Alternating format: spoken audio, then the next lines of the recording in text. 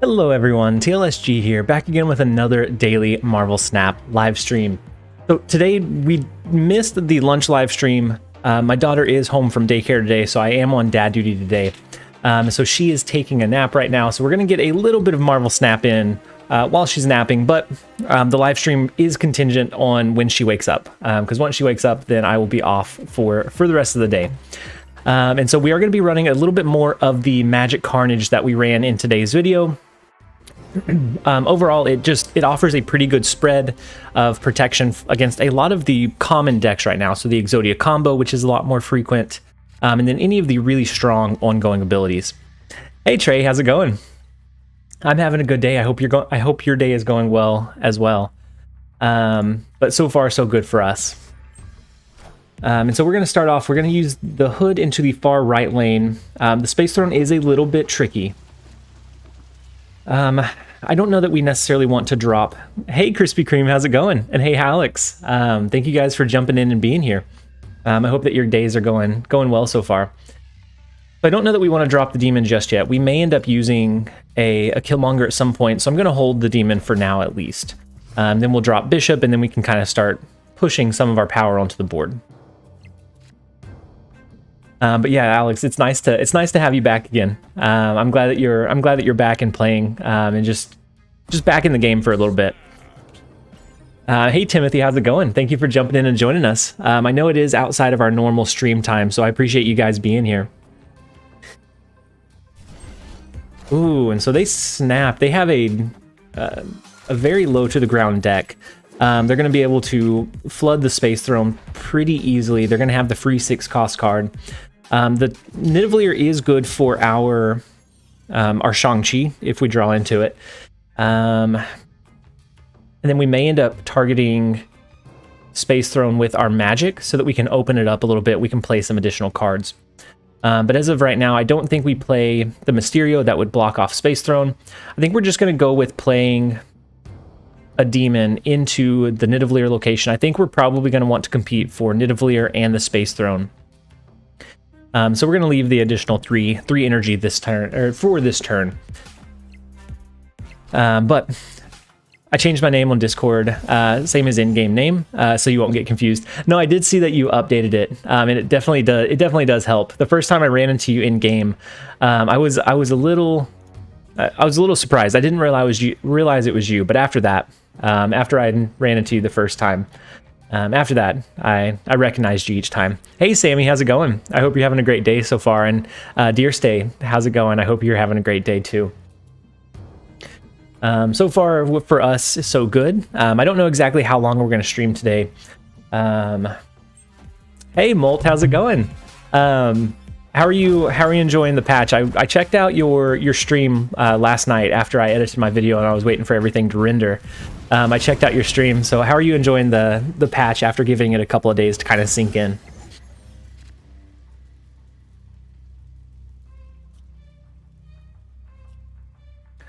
And so I think we're going to play our Captain Marvel into Limbo.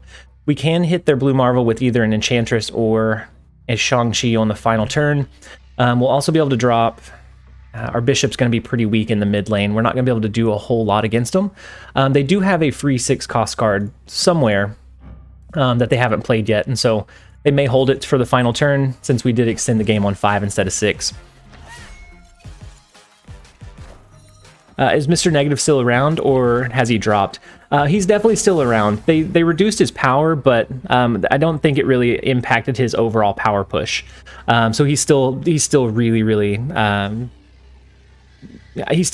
strong in the current meta. I think they did a great job. I think that Baron is a little strong, and I think that Mr. Negative could still use a little work, yeah. But I think they did a great job of making the game feel new. Yeah, so I like that it wasn't just hard nerfs, kind of like Nakia, where she just almost feels unplayable. It's a lot of like, you can find new ways to use them. And so I'm still brewing a lot of different decks and trying out a lot of different combos. And so yeah, I think you're right. It does kind of have like a fresh paint of coat on it now. So I don't know that we win this one. They have a pretty good power push. I think they finish capping out Nidavellir, which would push their Ant-Man and their Quake would be within Shang-Chi range.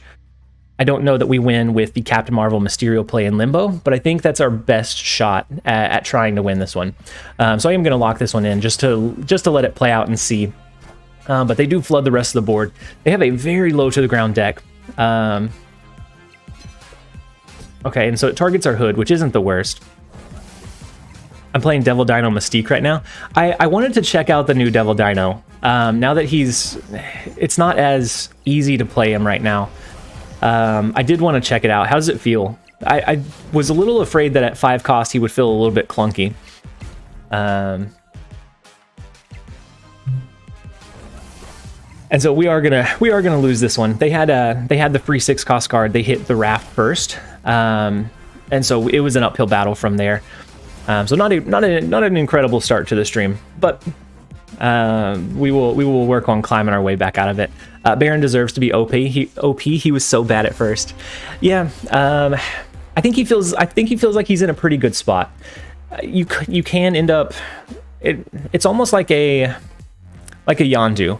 You give them additional information as well because you force them to draw into an extra turn. But I think where he really feels strong is in combined with the Ronin. The Ronin play, I think having any kind of draw that forces your opponent to have cards feels incredibly strong. Outside of that, I think he feels okay. It just depends on what you end up hitting. I think he still feels strong with 3 extra health. People expect it less, yeah, now since normally you see it earlier. Yeah, so it can come in later and have a little bit more sustained power. So even if you do get an upside and you get to empty out your hand, you still have a pretty decent play line. And so we're gonna try to climb out of the negative hold that we started in. But overall, this deck list feels pretty decent. It doesn't feel as strong as the aggro Ronin deck list, but I didn't want to do another Mr. Negative or another one that focused on the ongoing abilities. I didn't want to push too hard on those. So I think we're gonna do Hood into Grand Central. We will probably end up using a Carnage to destroy this lane. So having the extra fodder, I don't think we necessarily need it to be destroyed from Murder World. Actually, it may have been better to do our Bishop there, so that we could start buffing him up with each of the cards that we play. And then anyone that's been in here and checked out the new patch, has anyone tried out the new Odin effect? So I'm working on a couple of things with the way that Odin now triggers with Camartage. That feels pretty strong. I think once I figure out how to build it properly, I think it's going to be in a really, really good spot. I'm still auto conceding when seeing a Mr. Negative. What a joke, that nerf. Yeah. So I don't know that I ever lost a game because I felt like he had just too much power. It's the power potential that he can offer. Being able to push 2 Iron Men on the last turn for 5 to 3 or even 0 energy is just insane. It enables so many crazy combos that it just feels really hard to compete with.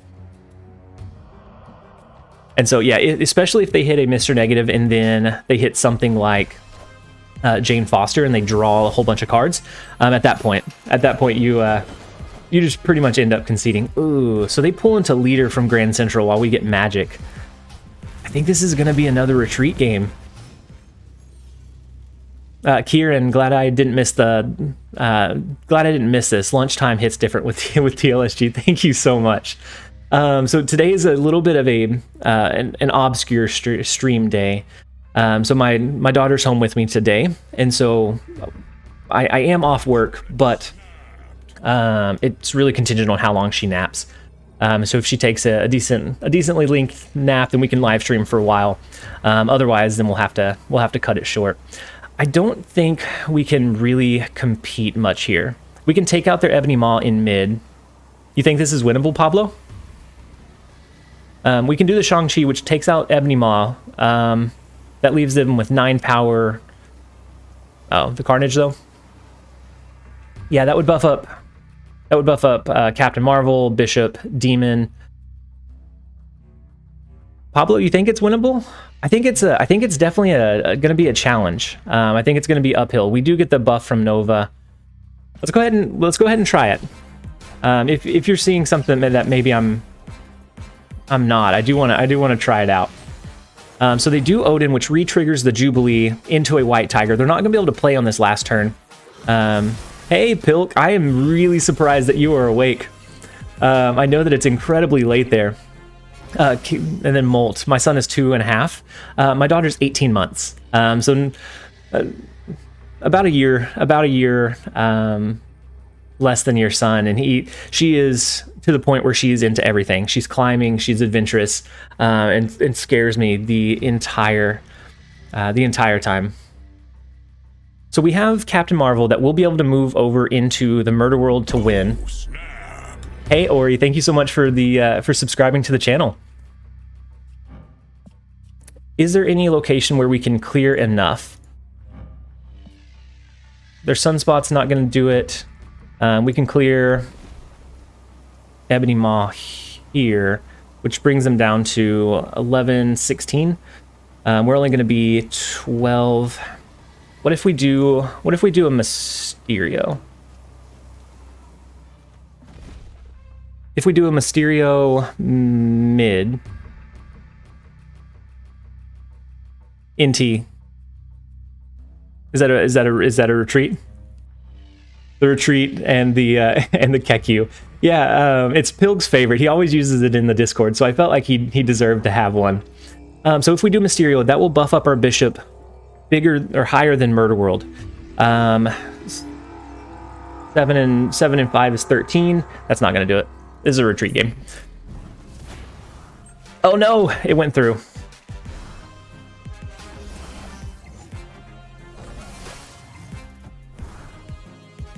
Just as soon as we tried the retreat. Hold on 1 second. We got someone at the door, guys.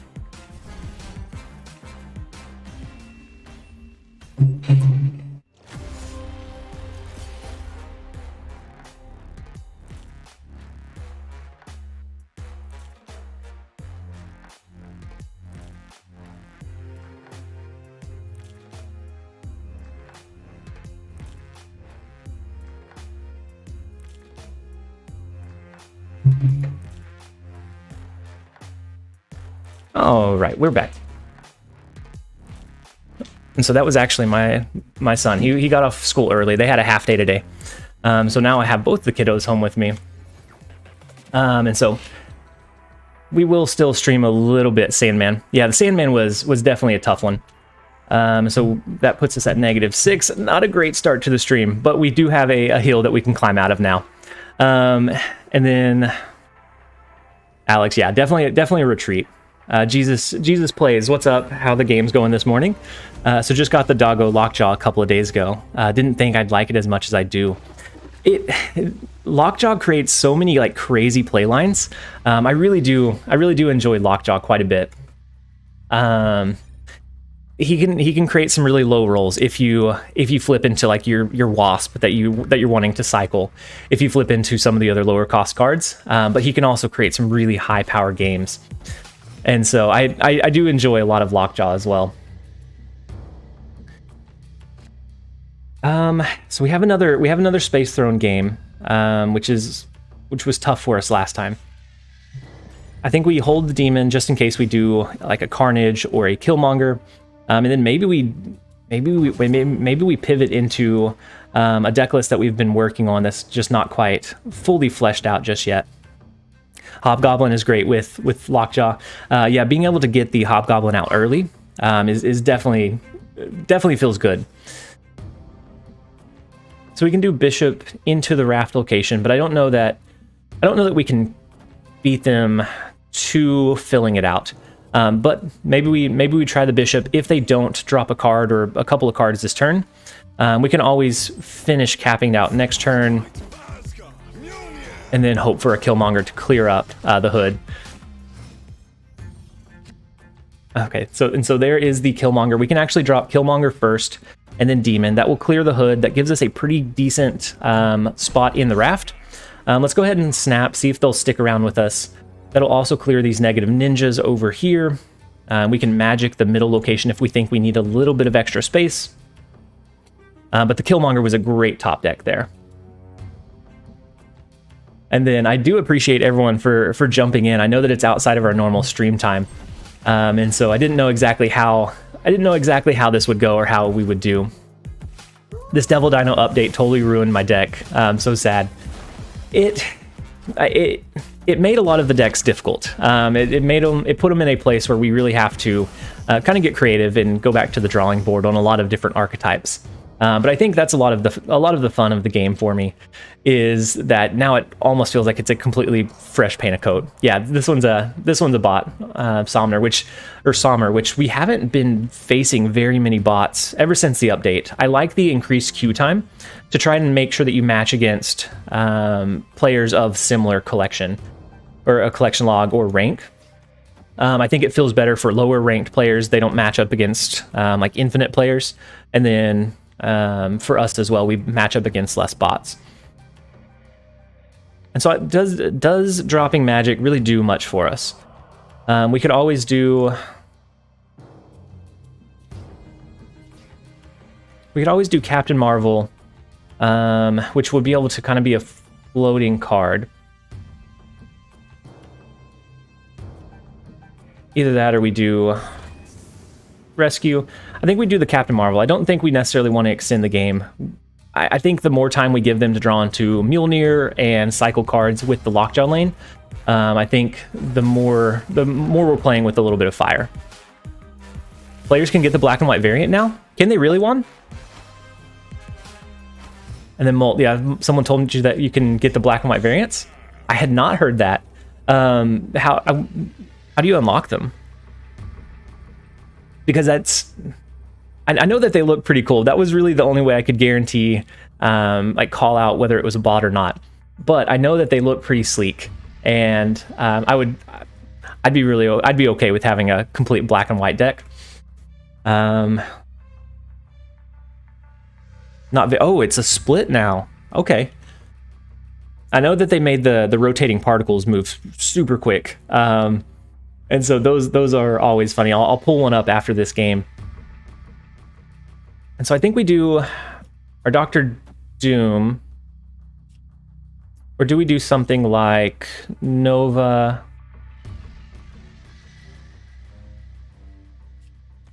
Carnage and then Dr. Doom. That would give us a decent power in Shadowland and a space for Captain Marvel to come and move over. We could also do our Mysterio token there, because Carnage is going to free up one additional spot. Captain Marvel can move over. I think it gives us a decent power point. It just depends on what they rotate into. Yeah, the infinite splits. No. That's good. That's good news. I'm glad to hear it.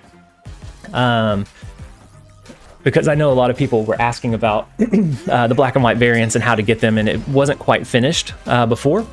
And so now I think it's really cool. Oh my gosh. The Odin is going to be brutal. I don't know that we overcome that much power.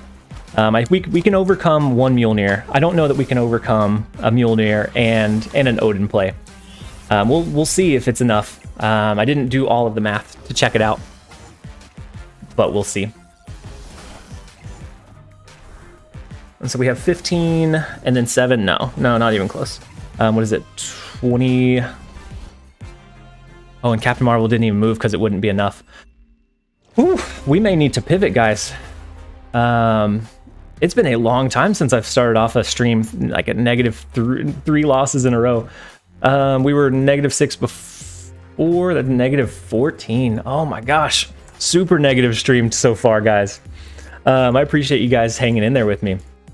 And I know that overall the whole season has felt pretty competitive, and especially now as people kind of figure out the meta, and that one was a bot, so I mean it doesn't necessarily count, but as people figure out the meta, there are going to be games where it feels really hard to go against different matchups, but we are definitely a Mr. Negative streamer. We're super negative right now. And then Blake, I was using Devil Dino with Sunspot and Infinite, so now it's impossible to skip turn 5.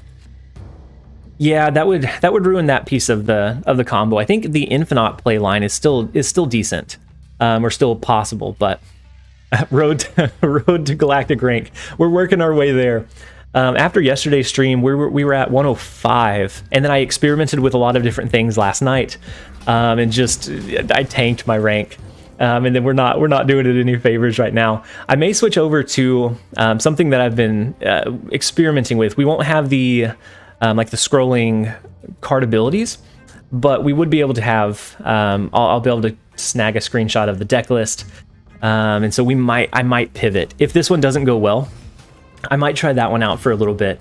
It's a Wong deck, but it's a Wong deck that goes wide, and so it plays to limiting the amount of space that your opponent can play, and then pushing power into all of your lanes after the fact. And so that one I've been having a decent amount of success with. So I think we take the trigger of the Gia here. We shuffle 3 rocks in. It's going to buff up our bishop. I think we hold Killmonger for a little bit longer, just until they think that they've locked down this lane. And maybe they're going wide, or maybe they're running a Spectrum buff deck. I mean, without them playing, or they could be running Hela, I guess. Without them running anything else just yet. We don't know for sure. Alexander, good evening. It's 9 p.m. in Ukraine. So definitely not a lunch live stream today, but I appreciate you being here. It caught you right towards the tail end of the day when you're winding down. A screenshot would be enough. Screenshot of what, Vado? Oh, just the screenshot of the deck list. Gotcha.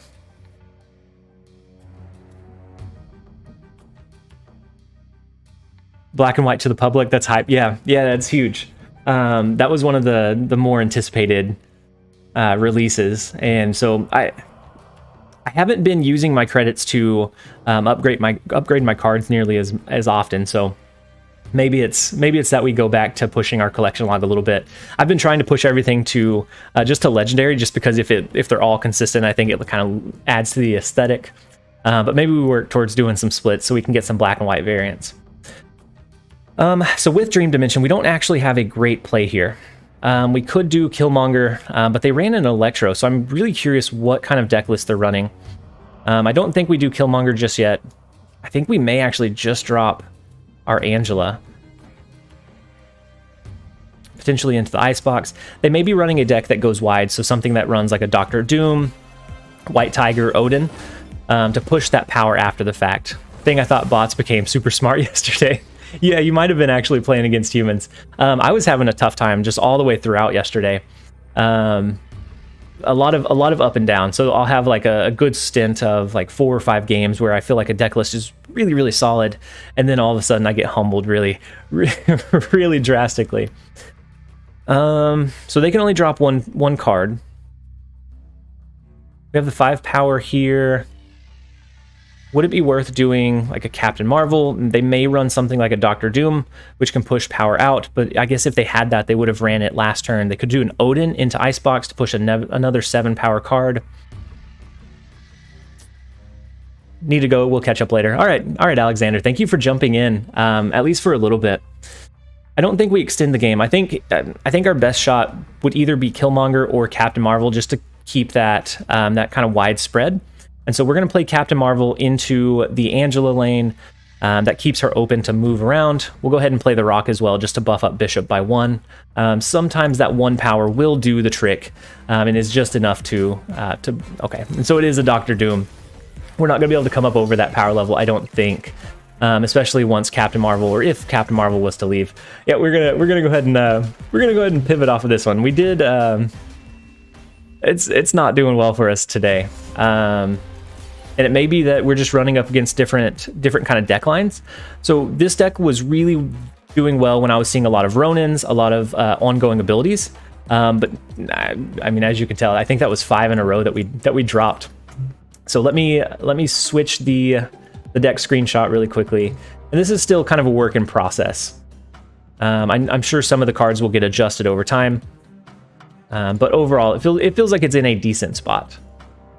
And then, hey, Tiandre, how's it going? Thank you for being here for the live stream.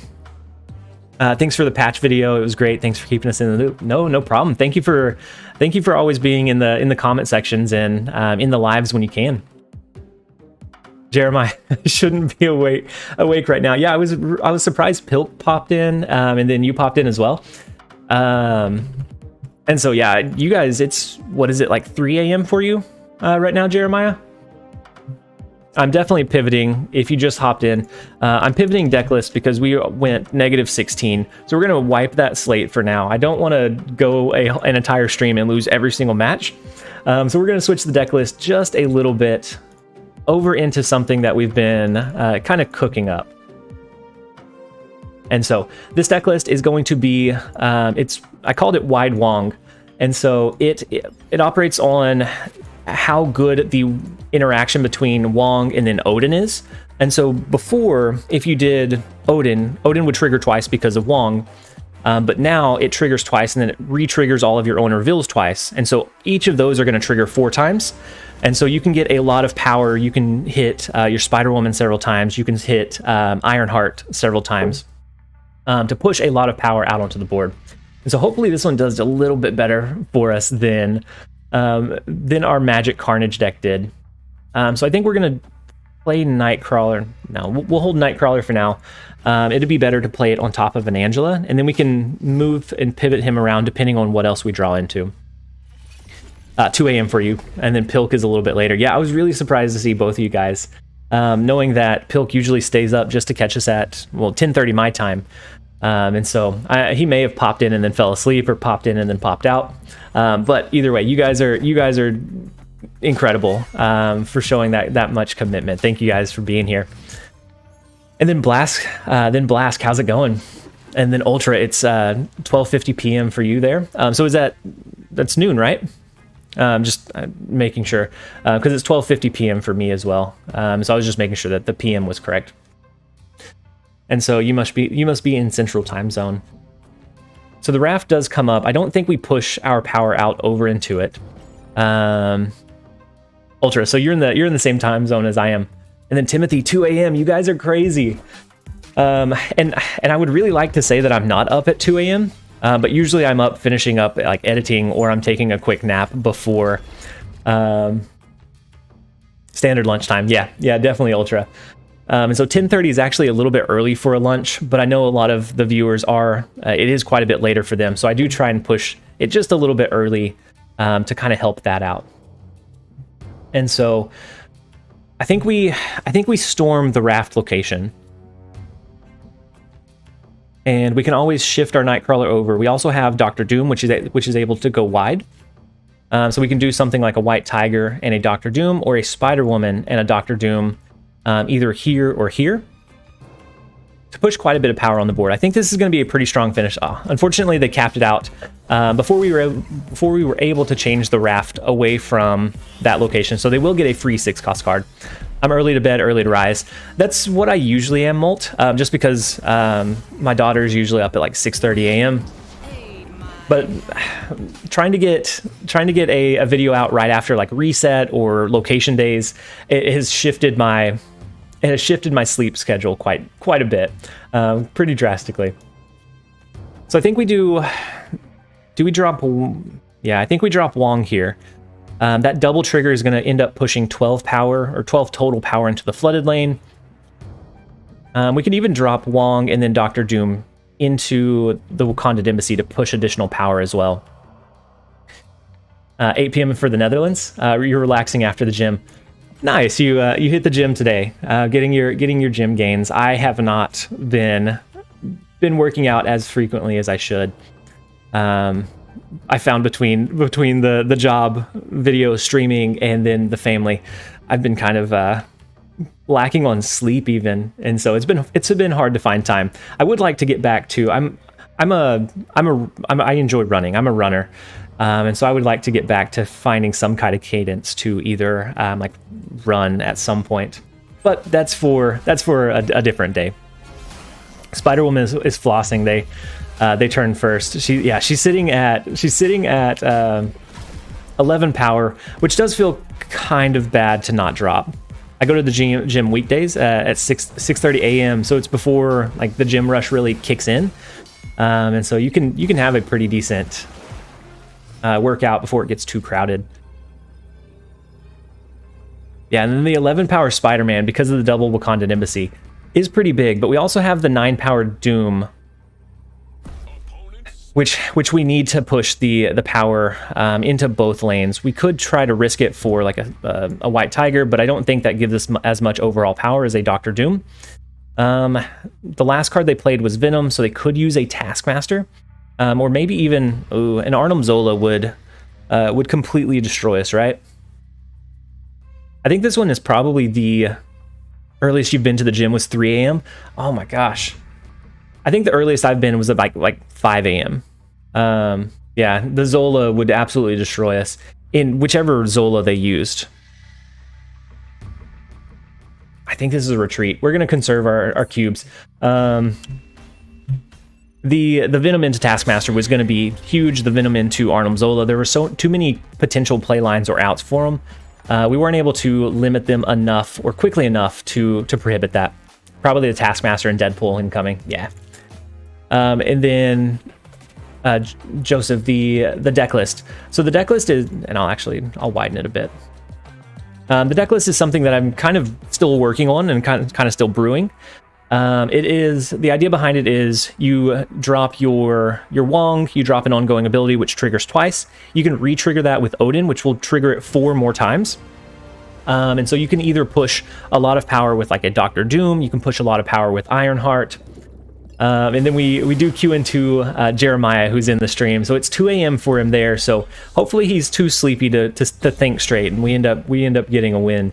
And then hey Joel, how's it going? I hope you're having a great day so far. And then Whippersnapper just got in here. Hope I'm not too late. Nope. We're only about 30 minutes in. Today's a little bit different than a normal lunch live stream. So you're still pretty early.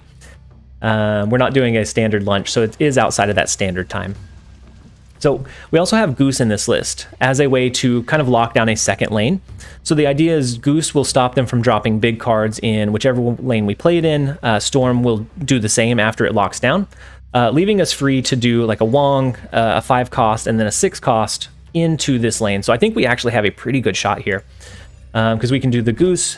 Next turn, we'll drop Storm over into Lemuria. We don't necessarily care if they push a lot of power into either one of these lanes because we are going to be able to go incredibly wide afterwards. And then Jeremiah Soul Knife is a huge Goose lover, and so they are always supporting the Goose plays. So I think we're going to drop Storm into Lemuria and not the hub. I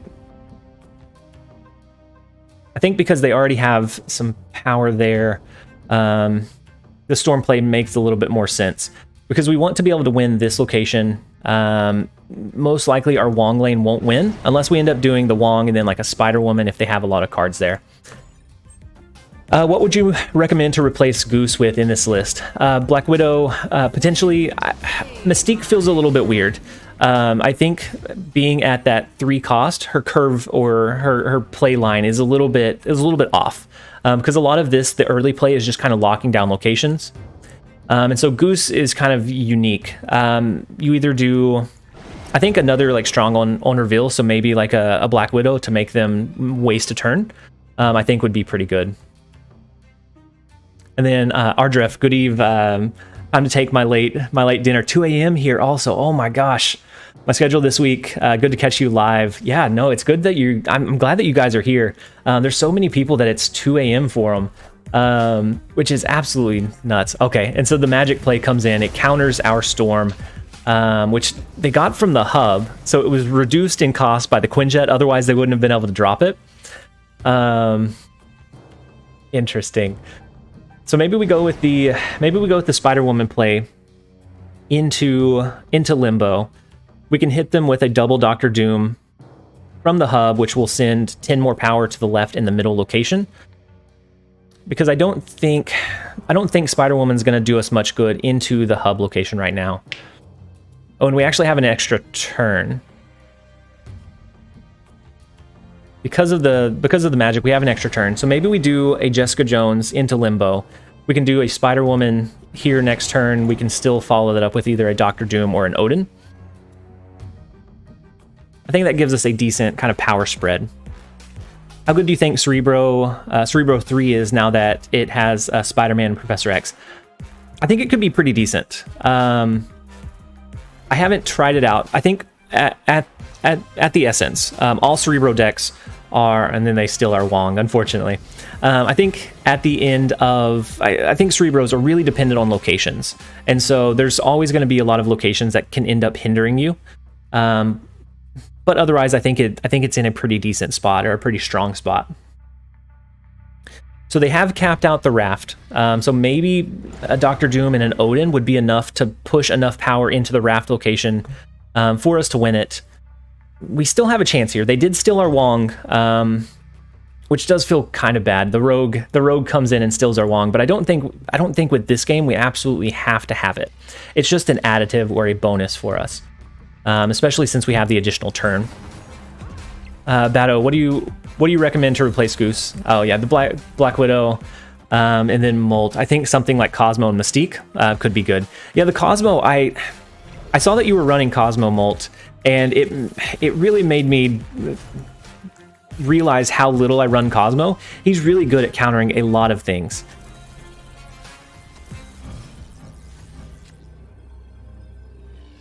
He got a free Dr. Doom. How unfortunate. Oh my gosh. So the magic to open up the storm location from the hub, the Dr. Doom from Raft into the stolen Wong is huge. What a huge play. So we should be able to win the Raft location, I think. Limbos might be a little bit tough, depending on what they have here. We may... I don't know. We may lose this one, but it is against Jeremiah, so no matter what, we're not going to retreat. We at least have a shot of coming back and winning here. And I need to adjust my Nightbot. It looks like it's spamming a little bit. Cosmo made me win so many games yesterday. Yeah, and I think I underrate how good Cosmo's ability can be, especially if they're running like a Wong deck. All you do is plop Cosmo in that lane. They build up this huge turn and they can't do anything with it. So it would be really good at countering even this deck. If you were able to place it correctly. And so, yeah, I think Cosmo is a pretty good fit. It's a pretty versatile one. So they have the double Nick Fury trigger, which buffs up their raft location, their collector to 12. So we're only going to tie that lane. We're going to win the left one by 2. The right one we lose by 4. Oh my gosh. The stolen Wong was huge. It was absolutely massive for Jeremiah, for Soul Knife.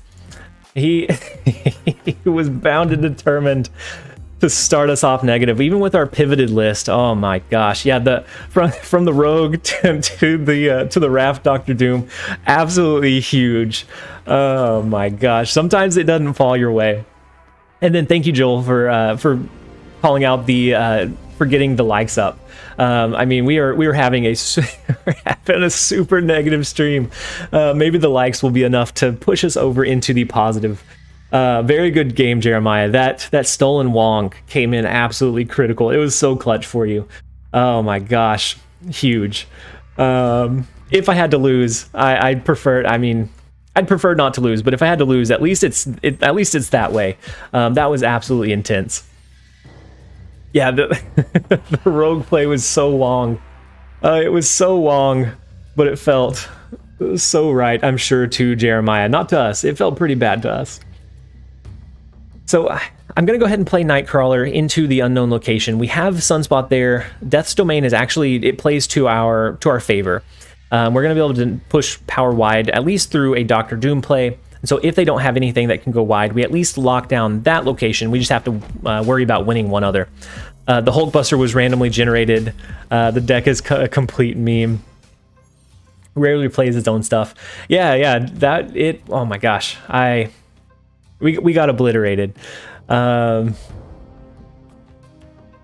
And so the Hulkbuster that was randomly generated, the Dr. Doom that was randomly generated, absolutely huge, Jeremiah. You stream sniped and played counter to his deck. I would like to believe that, but I'm sure that that's not the case. That's not what ended up happening. So we could do Goose into the cloning vats. We could also do Goose over into the Wakanda Embassy. That limits them to only playing most of their cards into this lane, which I think is going to be advantageous for us. So let's go ahead and go with that. Jeremiah, I thought you would at least give us a few pity cubes for the Goose usage. It wasn't meant to be a counter. It was meant to be, no. And it ended up just like having exactly what you needed. And yeah, it sounds like it would always be really like random games. And so you have to work with what you have to try and find that path to win. And so I think we're gonna, we can move Nightcrawler over. We can drop an Ironheart. We can either do a White Tiger next, or we can do another Ironheart. And then we can drop Odin on 6, which would re-trigger. Which might end up being our play line, depending on what they drop and what else they have. If they have a way to push something in Death's Domain, then I think we need to drop the Doctor Doom instead. If it doesn't look like they're going to be able to play something there, then I think we're okay doing the double Ironheart into an Odin. Well played both, by the way. Battle for 2 points. It was a battle for 8 points, Ardref, which pushed us to -9. We were -14. Before we pivoted as well. So if we don't win a single match, we may have to just retire Marvel Snap altogether. It may just not be our scene anymore. We lost to a bot. It's been a rough start to the stream. We're gonna try and keep our positivity up and see what we can make happen. So they have the Collector, they have Sentinel, so both of their collectors are going to be pretty large by the end of the game, or both of their collectors will be pretty big. We could do another Ironheart and then re-trigger it, which I think might be our play line. I have streamed like that too, yeah. Yeah, there's some that it just doesn't fall your way. And that's always going to happen. I try to build decks where they're consistent or they feel consistent, but you can't always. Sometimes you're just going to get either low rolled or countered. And that's just part of the card game scene or card game I guess play path. So they dropped a Devil Dino in the cloning vats. They can't play another one. They can't play it into Wakanda Embassy because of our Goose.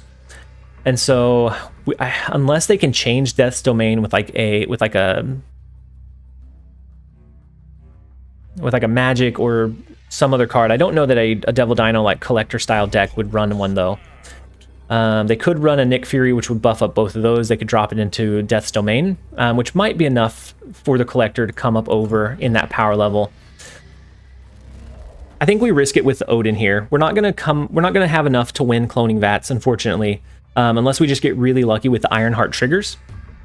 But I think that gives us a wide power spread. We're casting a wide net to try and come up over and win. So they have a lot of low-cost cards they're able to use. So they have the Sentinel into, oh boy, the 2 Sentinels, I forgot they cloning vatted one, into the Nightcrawler. We're gonna have to, oh no, we lose, there's no way. Unless we get really, really lucky with the triggers of the Ironhearts, there's no way for us to come up over. Oh my gosh, by one more trigger, and we would have been able to come up over it. Oh my gosh. How negative can we go? It's a good thing we reached the rank ceiling of 100, because we would be plummeting right now. Is this your first time doing content creation with Snap, or did you create other stuff for other games? So it was like 6 to 8 years ago that I did some content creation for. I started with Call of Duty 4 whenever like gameplay commentaries kind of first started rolling out on YouTube, and I was really bad. Like, it was really awkward. And like I was really bad at like talking in front of the camera, and it kind of progressed, but I eventually stopped doing it just because it took too much time. I took a break for quite a while, and then this game came out and it just kind of drew me back in. It drew me back in, and I felt like this was unique enough that I wanted to jump back in and create some content. And Tiandre, why didn't Nightcrawler add a copy? So I dropped Nightcrawler before the location revealed. So right now, if I drop Nightcrawler, since it doesn't have that, since we don't know what that location is, it wouldn't take effect. So if this was a location where we can't play the card, then we could play it now, and then, hey Ryan, thank you for the sub. Then after it reveals. So that's why it didn't bounce back into our hand. So I don't think we're going to play Nightcrawler here. I think we're going to let our Sunspot buff up. Oh, no worries, DeAndre. I think we're going to let our Sunspot buff up. We have Storm to block one of their locations. The Colossus into Necrotia. Either a Destroyer or a Hazmat style deck, which we've been seeing a lot of Hazmat style decks as well. And then the Big House acts as a pseudo goose for us, and so I think we play here and then we work towards pushing our power wide from mid. The game's going to be huge, no doubt, so I think you picked the right game to come back for. And it did it did help that the game, since it was in beta, I was able to get in early, and then looking at my first videos on the channel, they were not very good. The layout was poor, just like the audio quality and everything was really low, and so I had that kind of flex time to be able to kind of figure out what my content should be. So I'm really fortunate that I did get in as early as I did. Yeah, so they changed Clintar to Necrotia. I think they took Clintar out for now. I don't know if it's going to come back or not, Blask. So I don't know that we have a huge play here. We can drop Ironheart. We can hope for a Wong next turn. That way we could do the Wong on 5. If not, maybe we drop our White Tiger and then Dr. Doom on 6 to finish pushing power out in that widespread. The order, Jonathan, you're right. You're absolutely right. Had to drop Nightcrawler first. Yeah, he would have received the Ironheart buff. Yep, O tier. This is why we're super negative today. My play has just not been on point. So let's go with the Nightcrawler. The Cosmo into Big House doesn't really impact us. We're not planning on dropping anything there. If they dropped Cosmo into the hub, it would have been really, really bad. I think at that point it probably would have been a retreat game. And so we do the White Tiger. It should easily win us. Oh, the left lane. Now we just have to worry about the right.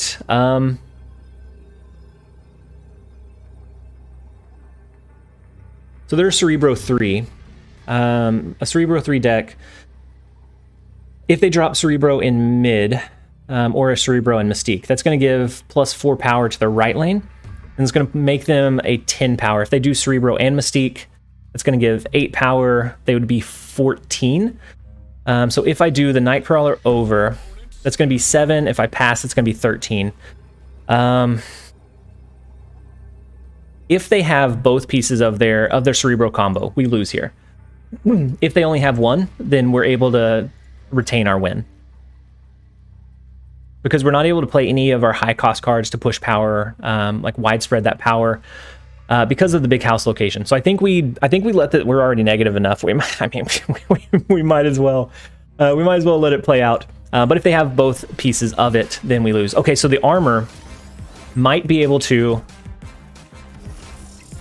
And then actually the extra Ironheart buff into Nightcrawler would have. Oh no.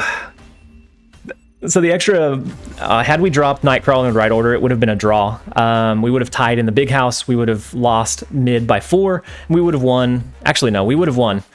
It all came back down to the Nightcrawler Ironheart play order. They snapped. They have the combo. They didn't quite have the combo. They did have a way to win. But the Nightcrawler comes back to bite us. The Nightcrawler, we had the potential. We dropped both in the same turn. We just misordered it. And it could have been 4 power, which would have pushed us up over for the win. Heartbreaking. Absolutely heartbreaking. Let's either see how negative we can get. We're trying to start working our way out of this hole. We even pivoted deck list. You wasn't fast enough. No, Jonathan. You shouldn't have to. No, you tried to let me know. Ironheart should buff herself if a third isn't available. That would be. I mean that would be pretty nice. But it does say the card text. It says 3 other cards, so they would have to change it to 3 cards to potentially allow it to hit itself. Let's go to -69 at least. I mean, if we're gonna go negative, let's go negative. We're already. I mean, technically -17 and -14. You guys are here just watching us lose. So Sammy, is this a good deck? A good climbing deck? So in its current state, I don't think it's quite there. I'm still working on kind of adjusting this one to figure out where the best like energy curve, what the best Honorville cards are going to be, and to make sure that we have a win condition even if we don't draw into our Wong to get that double trigger. And so I think in its current state, it's not going to be a good climbing deck. I think a good aggro Ronin deck is going to benefit you more. But I think over time, this one may be able to find its place into the meta. So Top River just updated the game. What's a good new deck? So Ronin is really strong after the buff. So matching him with things like a Maximus, you can drop Ronin on 5, do a Maximus, and then one other 3 cost on 6. And you can push an insane amount of power. So doing something that focuses on that. 2 videos ago, I ran an aggro Ronin deck list. I think that would give you a good spot to start top. And so Muir Island is actually pretty decent. So any of the cards they drop behind Invisible Woman they won't receive the buff. They won't receive the buff each turn. But I think we push a decent amount of power here. Maybe we end up doing something like a Spider Woman. This one's going to be pretty difficult. It looks like it's probably a Hela deck, or at least that's the most common Invisible Woman in play. So I think we're going to take the downside. We're going to get the rocks. We can always do Ironheart and then Odin, which would trigger it a total of 6 times. Or maybe we do a White Tiger to trigger it 6 times, which would fill up these lanes with 7 power and 7 power units, respectively. And then in this one, yeah, Cosmo would shut this one down pretty well. Especially since it relies a lot on the Honorville, and it kind of makes that play line transparent with the Wong play. Otherwise, if you were like doing a lockjaw flip, maybe you can get lucky and go wide. Otherwise, and it doesn't have any like backup. So if we had like a claw to push power out to the side, potentially, it could be good. Oh, so they run a Sandman. So I'm curious what kind of deck list they're running. So we're only able to do 1 card per turn now, but I mean, with our wide deck, as long as they don't shut this down, this should be absolutely fine. Hazmat with the new Odin is kind of cool. Yeah. So I'm wanting to run that in some kind of a like junk deck list. So I'm also kind of brewing that one as well. I think that may be tomorrow's video, and so I don't want to play it until it's ready. And so I think we do the White Tiger here. Even if it gets hit in Jotunheim, the 7 power is massive. It's not going to hurt us too much. And then we're going to be able to re-trigger it 4 more times with Odin. We will probably lose the Gia, but I think we might have enough pull to come up over and win the other 2. Just sold my CSGO knife. What TFT Unusual should get. So I'm not very familiar with Team Fortress.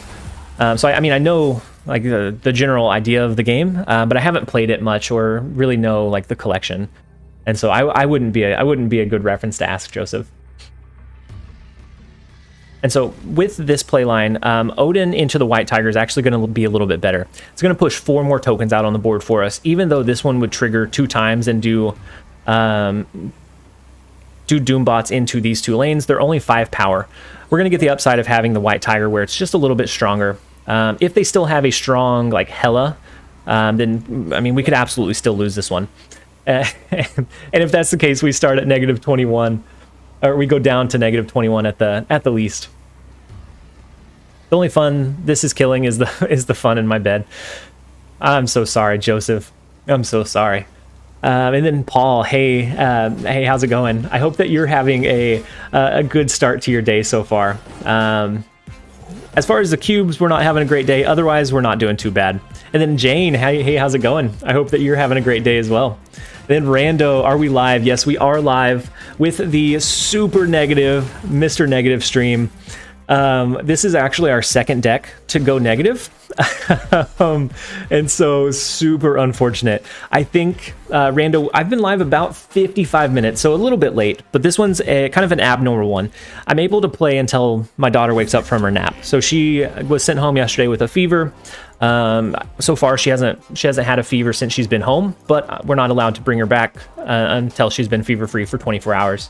And so that means I'm on dad duty today. She is taking her nap. Usually it's about 2 hours that she takes. and so we might be able to stream for about 2 hours. And I don't know. It sucks that they sent her home and she's not really sick, but I think I'd rather that than her actually be sick.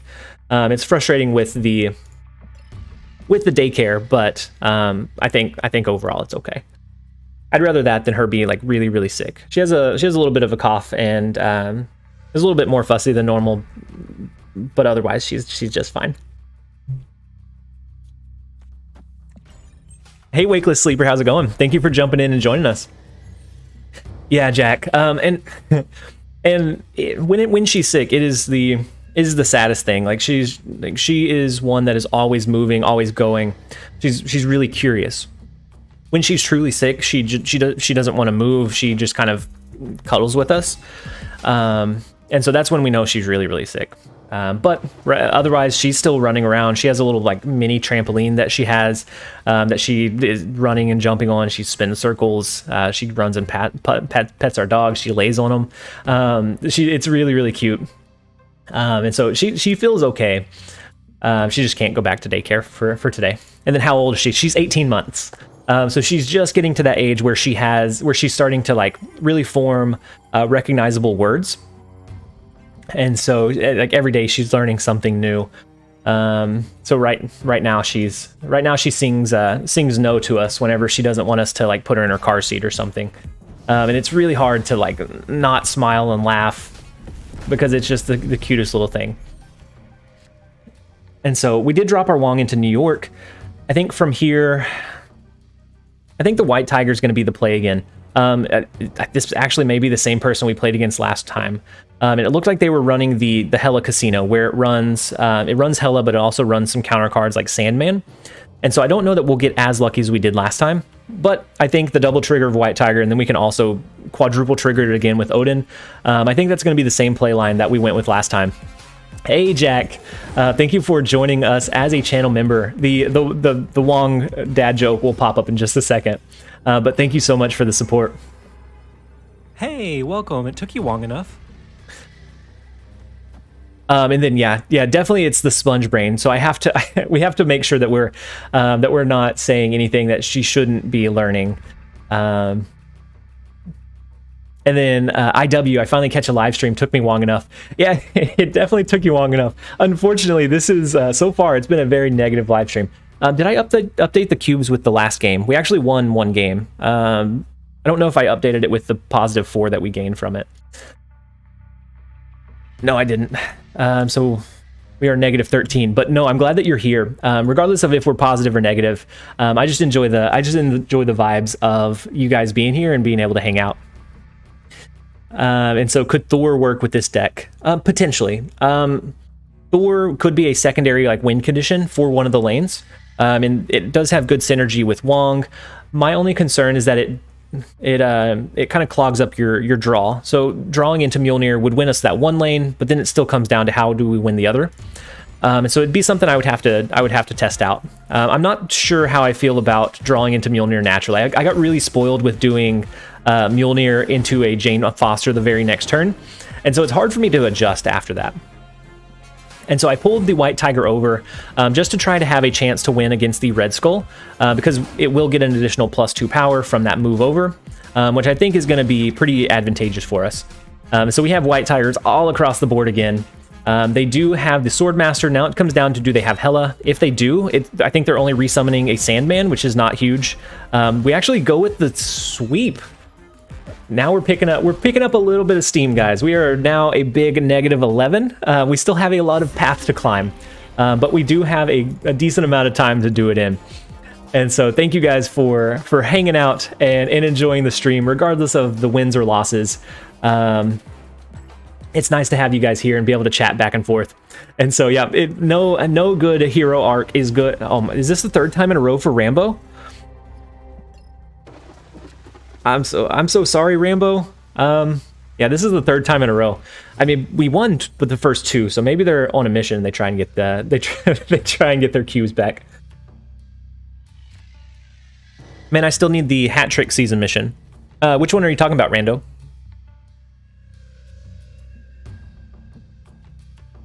And so I think we're gonna play our Angela. So overall thoughts on the patch now that you've played for a bit. That emote, yeah, I love the Spider-Man emote where they're pointing back and forth at each other. I always giggle so much. I think we play the Angela. I don't think we actually end up capping out this location, but we might be able to finish or follow up with something like a Storm, which doesn't help us as much as against this deck as it does others. Don't really know what to play. When you just entered Pool 3, yeah, just entering Pool 3 is really difficult, Paul. Because you get matched up against people that have a pretty developed deck or collection at that point. And so on Sulky Hulky, it took me probably a couple weeks to really start feeling like I was in a good position, and it really depends on what your early Pool 3 cards are.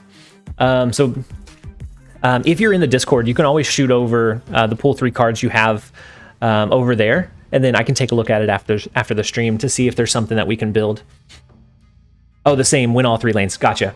And so for me, it happens occasionally, but it's really inconsistent. It really depends on what deck you're playing.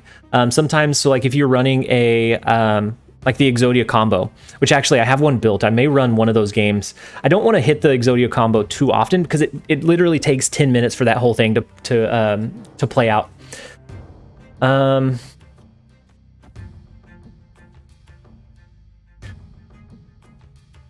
But I may play one just to see if we can hit it. It's that's an easy way to win all three locations, because if you hit a Gambit, you destroy their entire board, and then you sit for 9 additional minutes while it just says no target to destroy.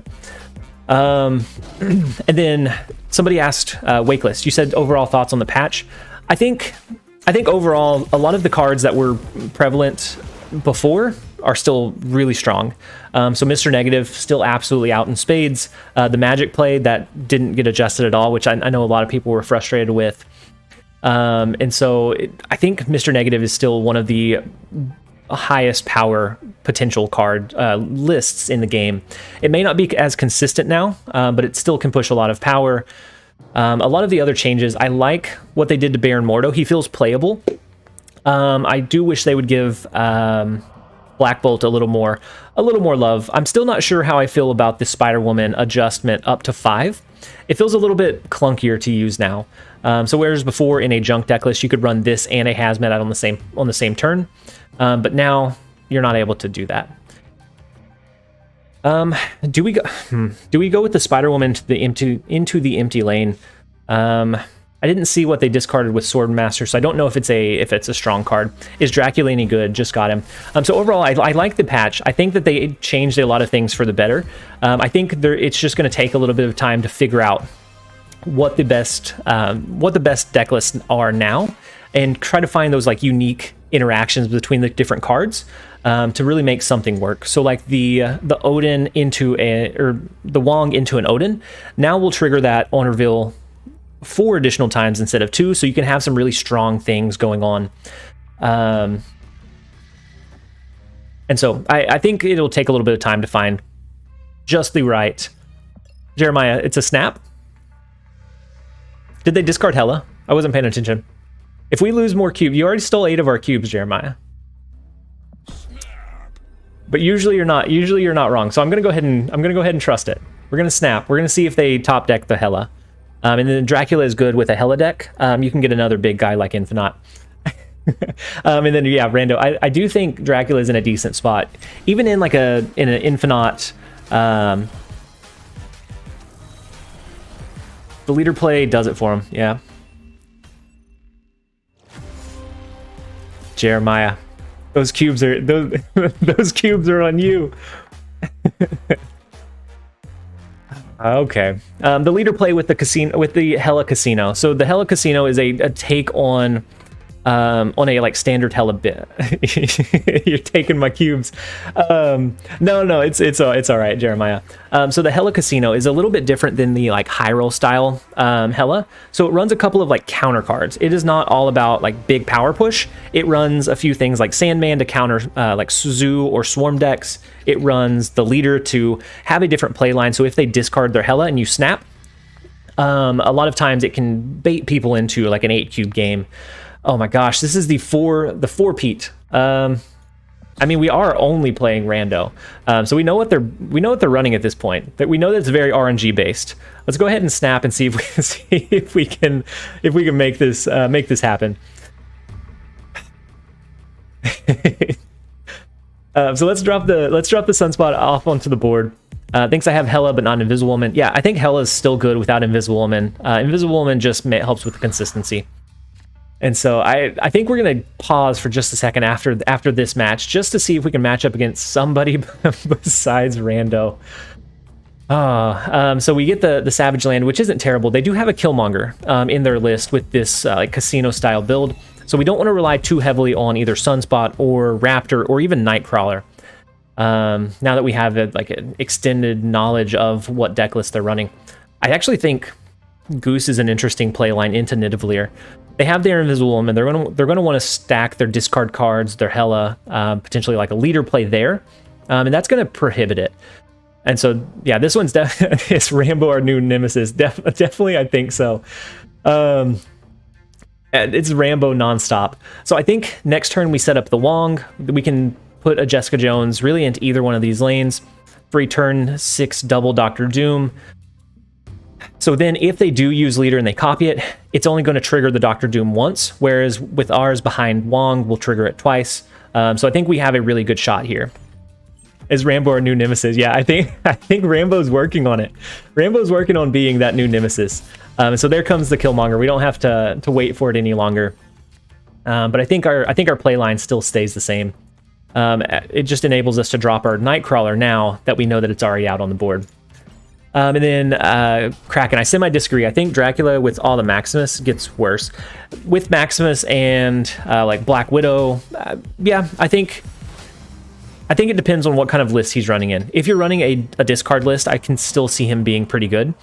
Something that I ran against one that ran a Sarah, and then it dropped a Blade, it dropped a Calling Wing, it dropped a couple of other discard cards on that final turn to really flood and empty their hand. So even if we did push cards into their hand, it would have countered it. So we can either do the Nightcrawler, we can do Jessica Jones, or the play order. We can do Nightcrawler, which I don't think we have to worry too much about Nidavellir. We can do Nightcrawler and then Ironheart. We could also do a Jessica Jones, which this is going to trigger 2 times for a total of 12 power out on the board. Jessica Jones is going to be a max of 8, but it kind of solidifies where that power is. I think with Doctor Doom, we're going to go with the widespread power push. I think that's going to be just a little bit better. With the pirate stuff, surely you've played or at least heard of Liar's Dice. Rando, I haven't. I haven't heard of Liar's Dice. Is it... Ooh, I forgot about the Grand Central. That could have been bad. Had it pulled one of our 4-cost cards over, it could have been pretty rough. So they have the Captain Marvel that will be able to move after this turn. They haven't discarded too many strong cards, I don't think. I didn't pay attention to what Hellcow ran, but Rando, what type of game is Liar's Dice? It sounds intriguing. The name sounds like it'd be something that would be fun to play. And so I think we're going to do the double Doctor Doom here. I think that's going to be our best bet. The double White Tiger doesn't quite hit as much since we have space in both of these lanes. Jeremiah, it's super fun, old-timey pirate game. You roll dice and bet on what's on the table. So how many... just like, is it just 1 dice? Liar's Dice is the name of the game played in Pirates of the Caribbean 2 on the Flying Dutchman. So I watched that one, but sadly I don't remember much of it. It's one of those that I watched... It was so long ago that I didn't really sink in. So we did get our cubes back from Rando. We're gonna wait for just a couple of seconds here.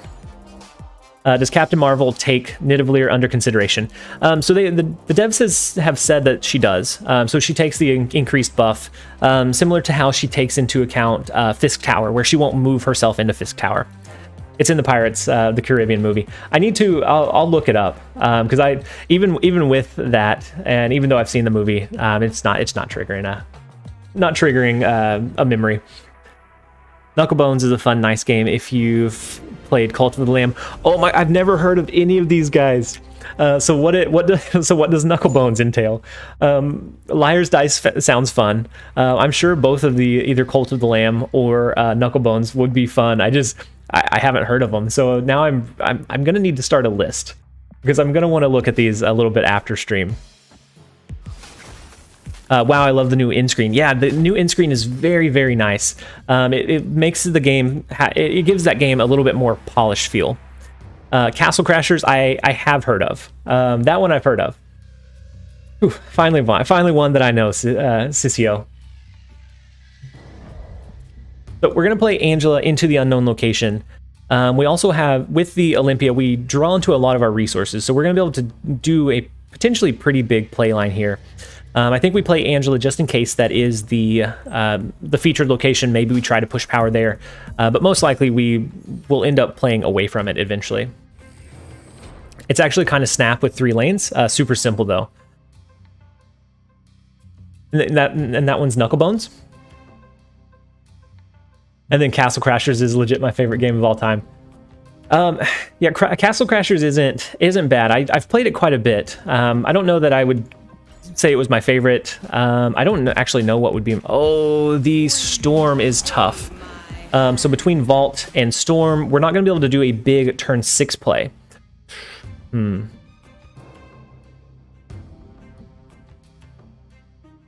So how do we want to play this instead? It was going to be really good with like an Odin play. So do like Wong and then Ironheart or White Tiger and then Odin. But I think instead we have 2 turns to play into the Vault. I think we do a Wong and then we do probably White Tiger or maybe just a Spider Woman to make sure we lock down the Vault location before it locks down. Then we can always move our Nightcrawler over. It just depends on what they end up dropping here. Land Air Sea is another game that is a lot like Snap. It's a military card game. That's another one that I haven't heard of, Molt. Oh my god, I feel like a lot of these I should have at least heard of at some point. I thought I was pretty kept up on my card games, but I guess not. It's just so nostalgic for me. Snap is way more fun than Knucklebones though, just because it's a little more complex. Wake. Actually, could Captain Marvel move into Luke's bar? Yeah, Gabriel. Captain Marvel could move over there, and so if Luke's bar is ever featured, I think Captain Marvel, something like a Jubilee, a Ghost Rider, or even an Iron Fist into whatever play line you want to push over into that location is going to be pretty big. And so those are kind of some things that I have in mind whenever we thought that it was going to be the featured location. So I think we do a double White Tiger here. We can always do a regular... No, we can't. We can do a 1 Doctor Doom, which will push power here and here after the fact, depending on where the White Tiger goes. Yeah, you can do Doctor Strange into Luke's bar as well. There's going to be a lot of ways to like sneak power into that location.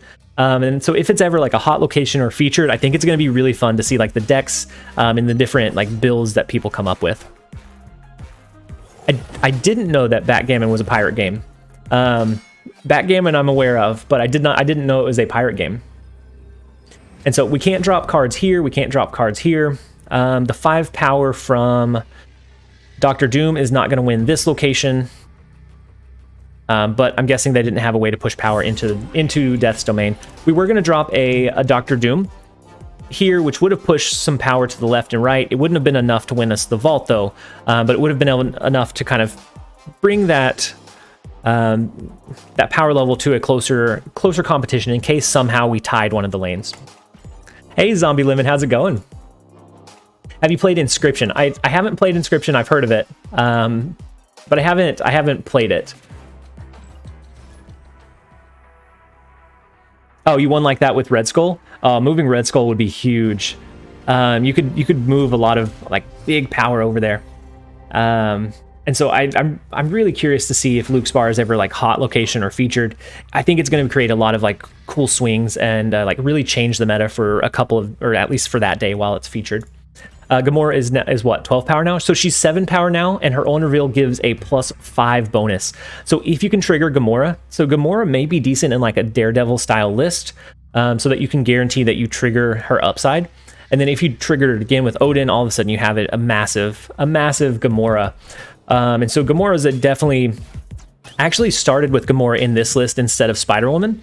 I switched them out to try the 5-cost Spider-Woman. I think Gamora is actually would serve us a little bit better to try and win the Wong lane.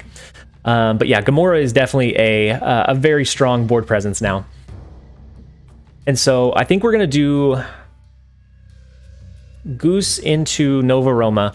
We'll use Storm into Los Diablos space. We don't want to storm one of the other locations because Los Diablos space may come out and destroy it.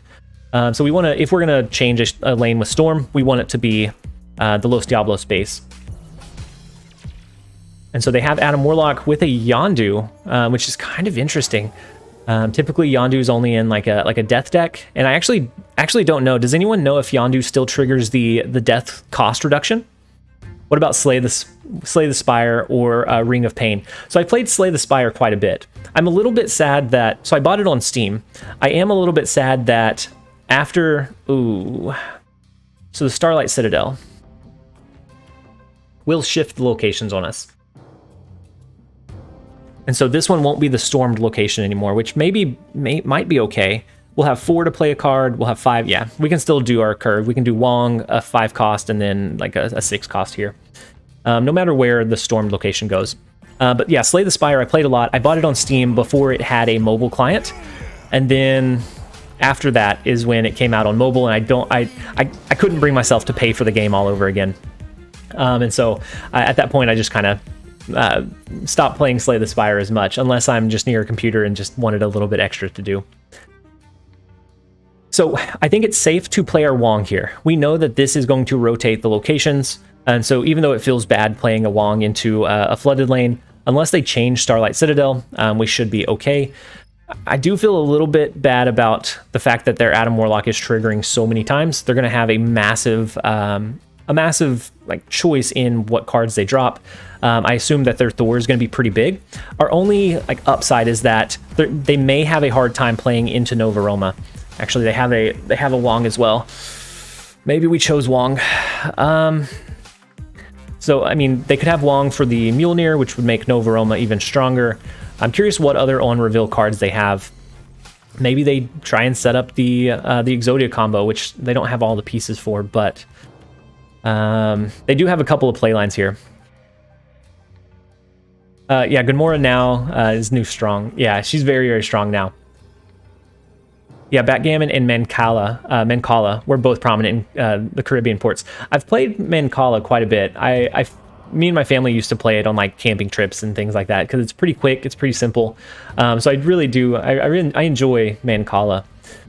So the Wong is going to make this pretty difficult. So do we do the White Tiger? I don't think we can win the Nova Roma lane. And Spider-Woman wouldn't do it. Maybe a double Gamora would. A double Gamora and then Odin. But I think we play White Tiger and then we see what they drop. So they do finish capping out Nova Roma. They're going to make it all the way through their deck.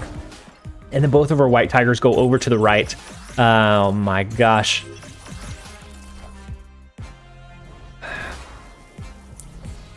So luckily it hit all of their cards over into the right. But now if they do something like a Dr. Doom, both of those go over here. And we don't have a Dr. Doom to trigger. We don't have any way to push power over. Oh my gosh. We could do an Ironheart. Let's see. We could do Angela, Nightcrawler, and then Ironheart. No, they have never mind. They have Mjolnir. Never mind, just kidding. We're gonna leave. They were gonna be able to double buff their Thor lane. We weren't going to be able to compete for that one. And then if they had something like an Odin or some decently powered card for the Citadel, it was going to be really hard to swing this location as well. The games out here are rough today, guys. It feels like the competition is incredibly stacked. And so I know with the new patch, we have a lot of people that came back to playing, and so they're all brewing these different cool decks. And so it's really hard to counter one particular deck because as soon as you put those in, you may not see it ever again. So we're gonna play a couple more, and then I think we may switch over to Exodia for a game or two, just to see if we can get the high roll and end up drawing the Exodia combo, and we can let the stream run out with a 10-minute trigger. I wouldn't let you guys watch the whole thing. That's why I don't want to like do a an Exodia like video or an Exodia stream, because once you hit the full Exodia combo, you're stuck for 10 minutes. So I would have to have like Sulky Hulky in the background to switch over into that account to play in between those triggers. The Nexus seems cool, but I have to give up on those. Oh wait, I played the old patch for a bit after the new patch. Then there was a location called Nexus that was featured that gave power in that location to your others. Yeah, I heard, and that one should be a pretty big one if it ever comes to the game. It's gonna force some really greedy decks, but I think you could also maybe push some really high power cards and then block it with like a Cosmo to make sure that you couldn't get those couldn't get like Shang-Chi'd or destroyed in some way. And then Quake may actually be pretty prevalent in that style. So if they stacked too much power, then you could really punish them for doing that. We're going to play Goose over into this unknown location. This one will close off after turn 4. I anticipate that they push a lot of low power cards into the raft, which should give us a pretty decent chance to maybe swing that one, and then we can go wide in the other ones. Oh, the Quake, Rando? Yeah, I think the Quake would be pretty cool. Right now, she feels pretty lackluster in most builds, but I think with that one, she could feel pretty good. So I think we do a Wong and then actually no, we can do a Wong and then a double Jessica Jones. Should be okay because we're not really going to have much we can play next turn. For the 4-cost slot, we don't have a lot outside of Wong. Storm isn't really going to be one that we want to drop in any location. We could always drop Storm here next turn just to make sure that we lock it off by 5, or I guess by the last turn by 6. Then Sammy, I'm trying out the deck you're playing right now. It's fun. Ironheart got triggered by Odin, and Wong gave my Jessica Jones 18 power. And then Angela 10 power, my Odin. Yeah, this can do some really... Nathan, I'm so sorry. Nathan Abram, I'm so sorry for the ums and hms and ahs. It is something that I'm working on. That last was not intended. So we're going to go with the Storm over into the Project Pegasus lane. We're going to let Jessica Jones buff herself up. She's going to get +8 power to herself. So she is going to be a 12 power card. I think we go with maybe just a Sunspot. He's not going to be too big. I don't want to go with a Sunspot over into Project Pegasus if we think we're going to be able to swing that location.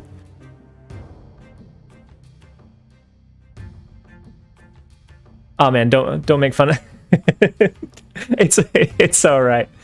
It's okay. You can make fun of the way that I talk, or like stutter talk, or the ums and ahs. They make it into the videos as well. And every time I'm editing, if I'm going through and I'm like, oh man, that was an like every single time that I came to a different like cohesive thought. And so it's something I'm trying to adjust, but I mean, as it is, it's okay. I know that it can probably be frustrating to hear over and over and over again.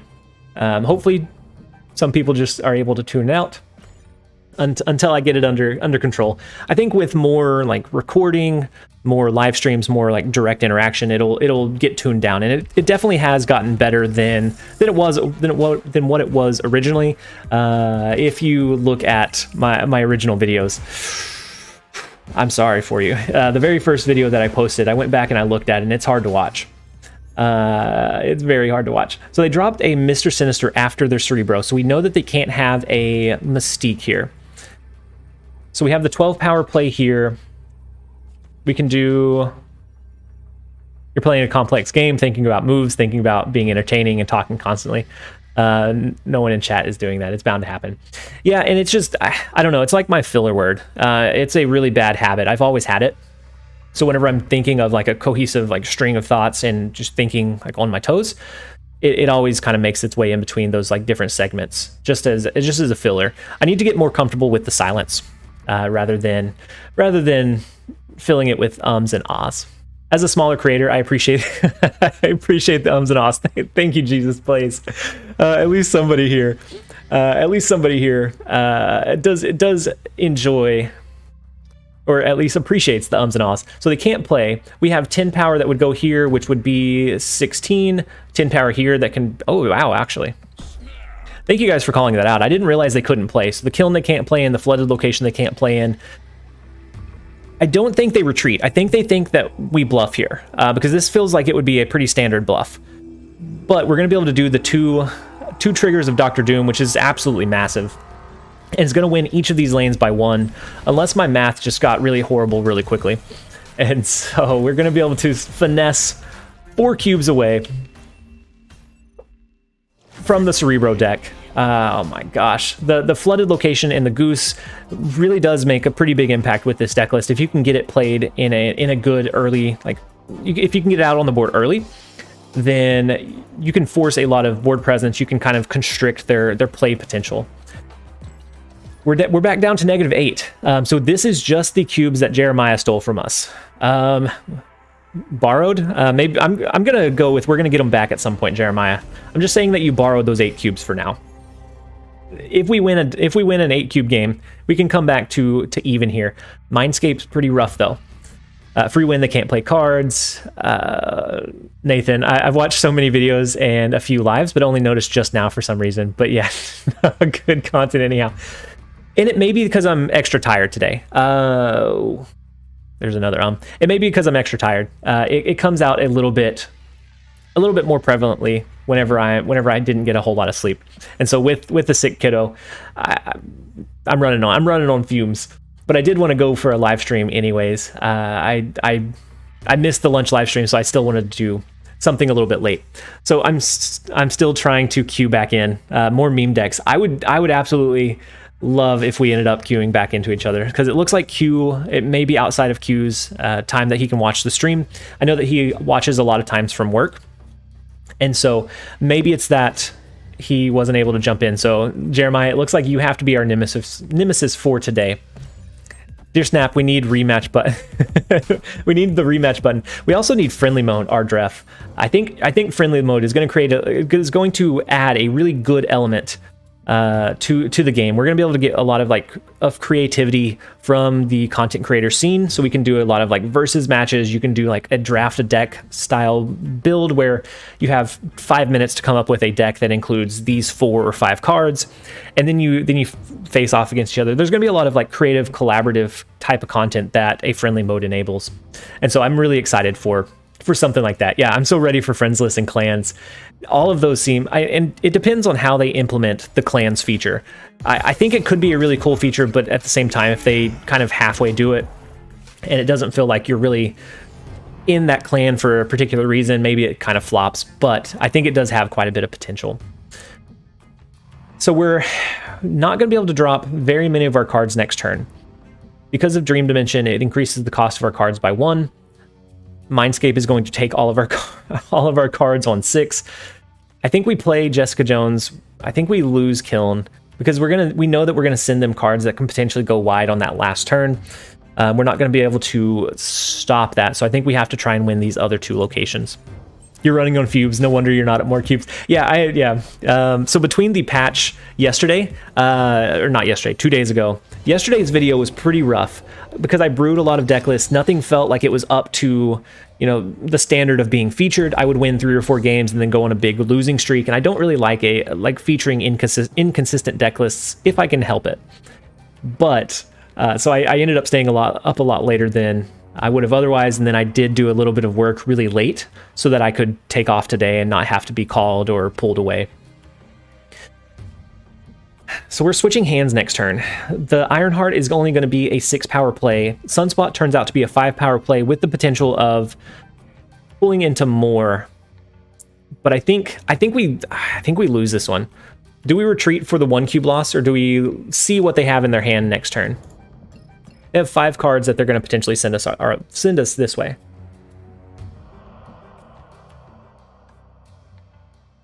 The Mindscape new animation is the only reason you stay in. Now, the new animation, it's similar to like a Cosmo, where it draws attention to the fact that it's there. Otherwise, it's really easy to forget that Mindscape is in play. So oh no. So the Spider-Man into Dream Dimension is brutal. We're going to switch hands here. Yeah, I'd retreat. Looks like a hard win with the hand swap. Definitely a hard win for them. They can play something like Leader here. Or no, they can't play Leader. We stole their Leader. Why Goose? How relevant is it in the current meta? So for me, Goose, so this deck list operates on trying to lock down 2 of the lanes and then use the 3rd location for a Wong and then something like a White Tiger and then an Odin, or a White Tiger and then a Dr. Doom. That way we can push power into all of the lanes. And so Goose kind of restricts their play potential in that lane, similar to what Storm does, so that we can get more benefit from pushing our power out wide, because a 5 power card against a 6 cost drop is not going to be as impactful against, you know, something where they have to drop little 1s and 2s. And so we have a better chance of swinging that location, is the thought process behind the Goose.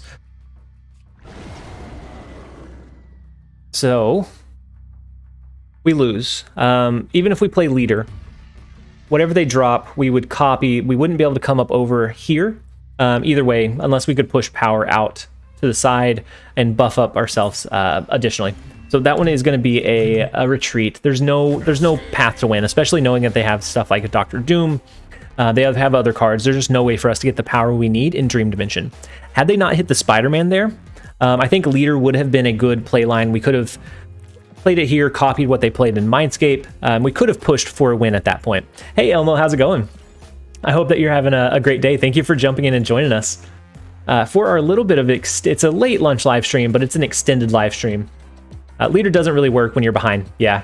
If they had left open middle, we could have played leader there, and that would have allowed us to take that lane and then copy whatever they played. But without that, there wasn't a way to push for the win. Goose doesn't block most of the newly patched card people are trying out. So I've seen a lot of like Ronins, a lot of Mr. Negatives. A lot of junk decks which wouldn't be blocked by Goose, but I think it does block a decent amount of cards. Of course, not the newly reduced cost Thor, which I guess is a pretty big power push.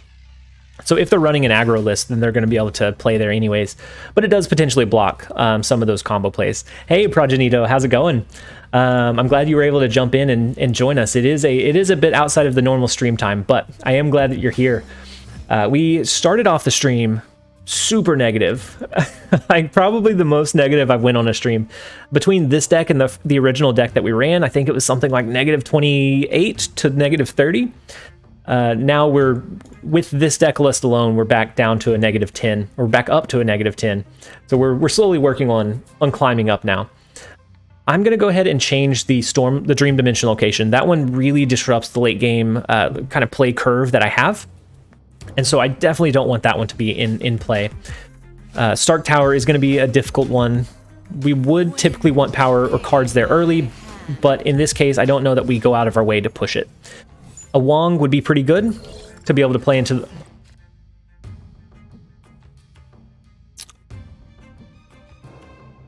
That is not our Wong.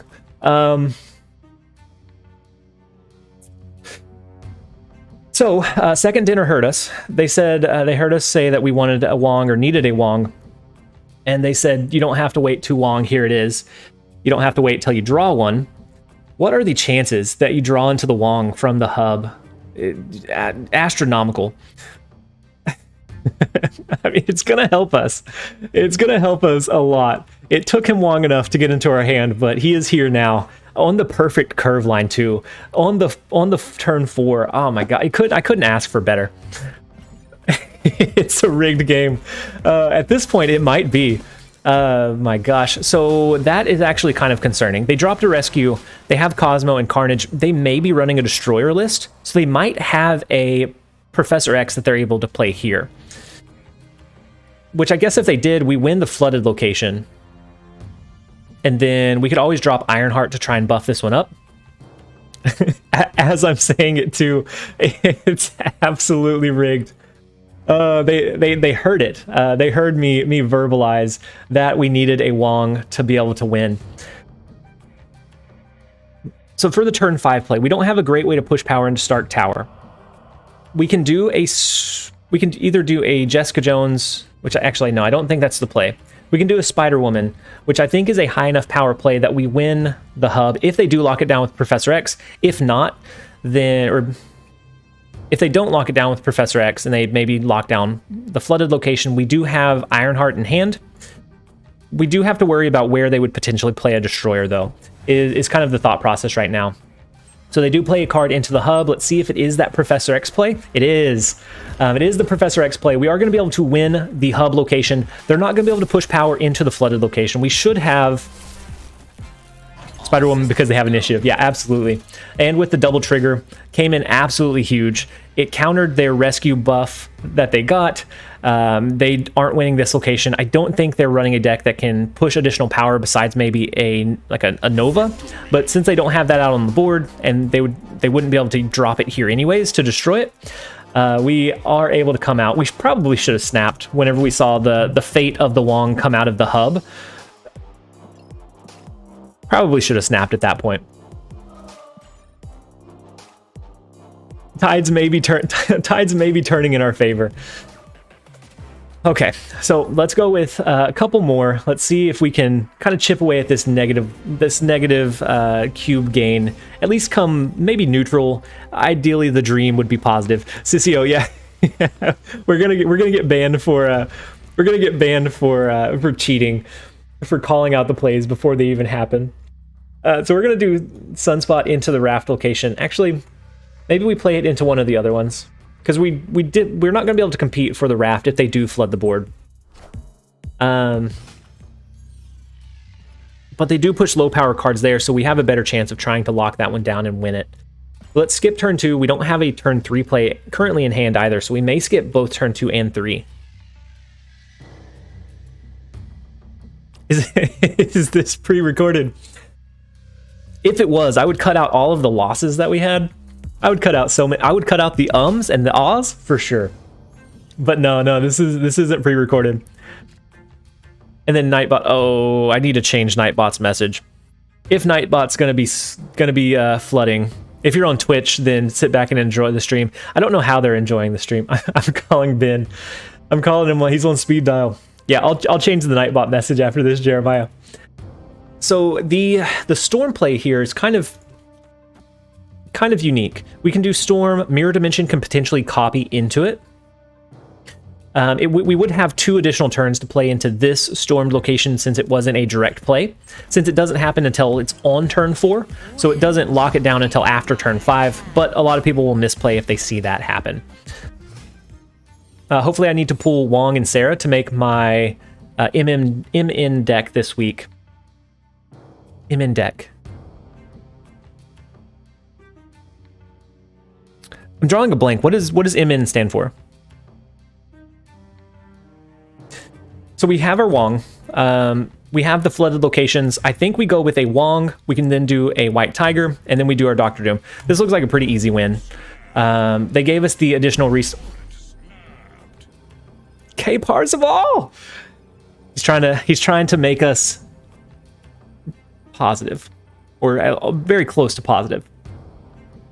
I'm not crazy in reading this, right? We have a pretty good shot because we can go wide. If they can counter this with like a Cosmo, then that's a really hard counter. But otherwise, if they're just trying to push power out onto the board, I think we can absolutely compete with it on the last couple of turns. 2 flooding in the raft, how perfect. Yeah, so if they end up flooding this one, they have nowhere to play it. Absolutely huge mirror dimension that copied into the flooded location. It's one of my favorite interactions because you can actually still play into this flooded lane on the second turn, and it's a lesser seen mechanic or quirk, and so a lot of people will misplay and push their resources in mid or into that second flooded location, and then realize later that they can still push power there. So we're gonna go. This may be pre-recorded, Sissio.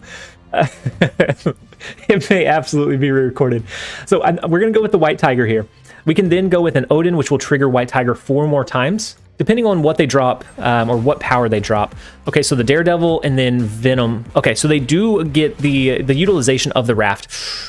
The Venom play does scare me though, because now they could have an Arnim Zola. They could have a Taskmaster. Well, it would have to be an Arnim Zola, right? Aesthetically, the locations make sense. The raft with the 2 floods. Oh no. Arnim Zola into, oh no. I think they have us. I don't know a Venom deck list that doesn't run an Arnim Zola. Hey, Q, you just woke up. What time is it for you, Q? I thought you normally caught us whenever we were, when you were at work. You beat the Zola? So the 13 extra power. And so that would be if we did 4 triggers of White Tiger, right?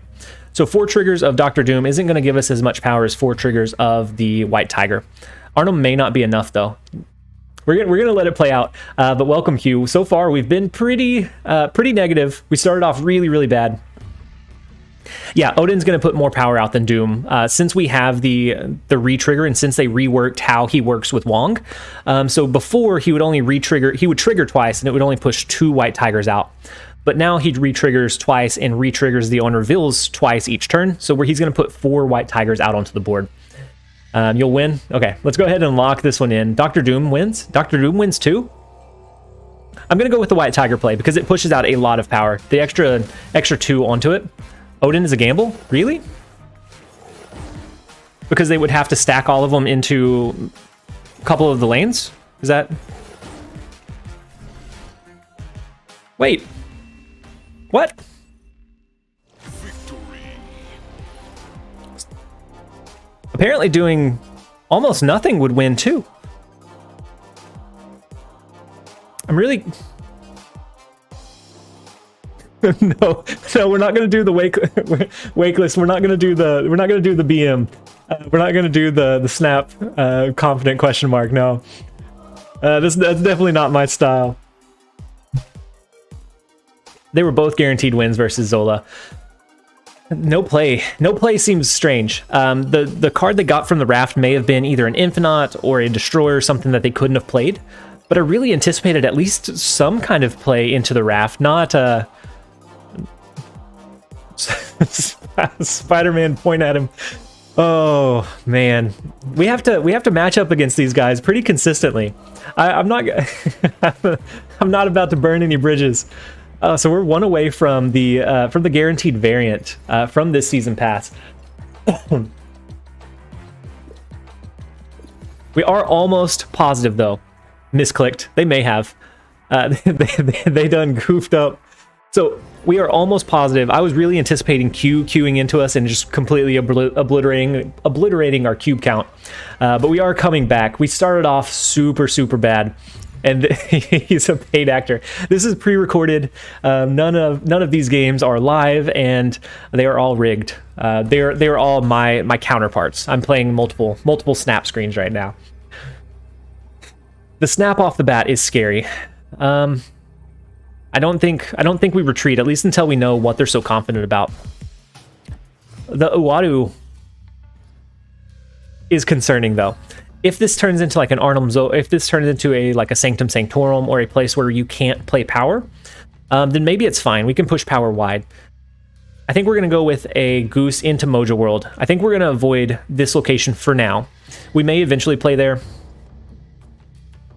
Way too long of a shot for them to have got Zola, unless more like the pre-recorded the pre-recorded stream guy. So we're gonna change the L. We're just gonna give it a little loop to the pre-recorded. So I think we're gonna do Goose. If this last lane is the raft, we weren't gonna be able to compete for it anyways. If the last location is like a Sanctum Sanctorum, then we can push power wide. Okay, so it is raft. So they're running in Uwadu to try and get an early read on the raft location, which is definitely an approach. With how inconsistent the pool is, I don't know that it's something that we would typically want to rely on though.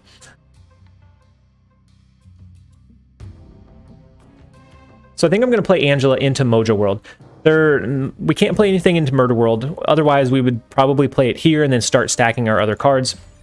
But since the cards in Murder World will get destroyed this turn, we won't end up playing there. So they fully cap out the raft location.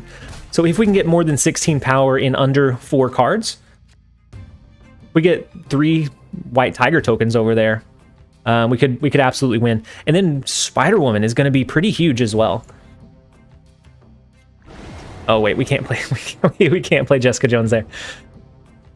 I run Uwadu in my Dracula deck for the raft. Yeah. So Progenito, I actually tested one on Sulky Hulky, where it was like a Khazar Zoo style Dracula deck. and I ran Uwadu for the same reasons. It's definitely not a bad play. It always feels a little bit bad to cap the Raft out that early, though. And do you think it's an ongoing deck? It's either an ongoing deck or maybe it's like a zoo-style deck where they're really wanting to push for the Raft upside. If it's I mean, they could have pulled into Spectrum and have 2 Spectrums on turn 6 and absolutely wipe the board with us. They won't be able to drop much into Mojo World, though, so maybe we can kind of finesse our way into the win here. So they drop a Jessica Jones as well. So not an ongoing deck. Not sure what kind of deck. So do we do the Spider-Woman play into the Raft? That would be pretty reliant on them not being able to drop 3 or more cards into Mojo World. Which, with how limited it is, if they're all low-cost cards, they'd be able to do that. I think I like the Spider-Woman play to try to swing the Raft in our favor. It also allows us to not play here. What rank is Sulky Hulky? I haven't grinded on him. He's just 50 this season. The first season he got 90. The second one we stuck around 70, and then I haven't really pushed really heavily on Sulky Hulky. Once we hit pool 3, we hit a pretty hard wall that we have to get pretty creative with our games, and so it's a little bit more of a grind rather than like a bot match fest. So I don't know if I like the Spider-Woman play or the Ironheart here better. The Ironheart would allow us to make sure that we cap out Mojo World.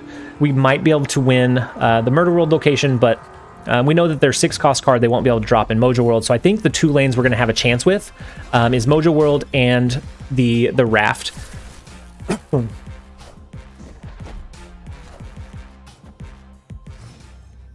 Okay, so they drop 2 low-cost cards. Wong a little bit earlier would have been great. What effect would a J. Jonah Jameson card have?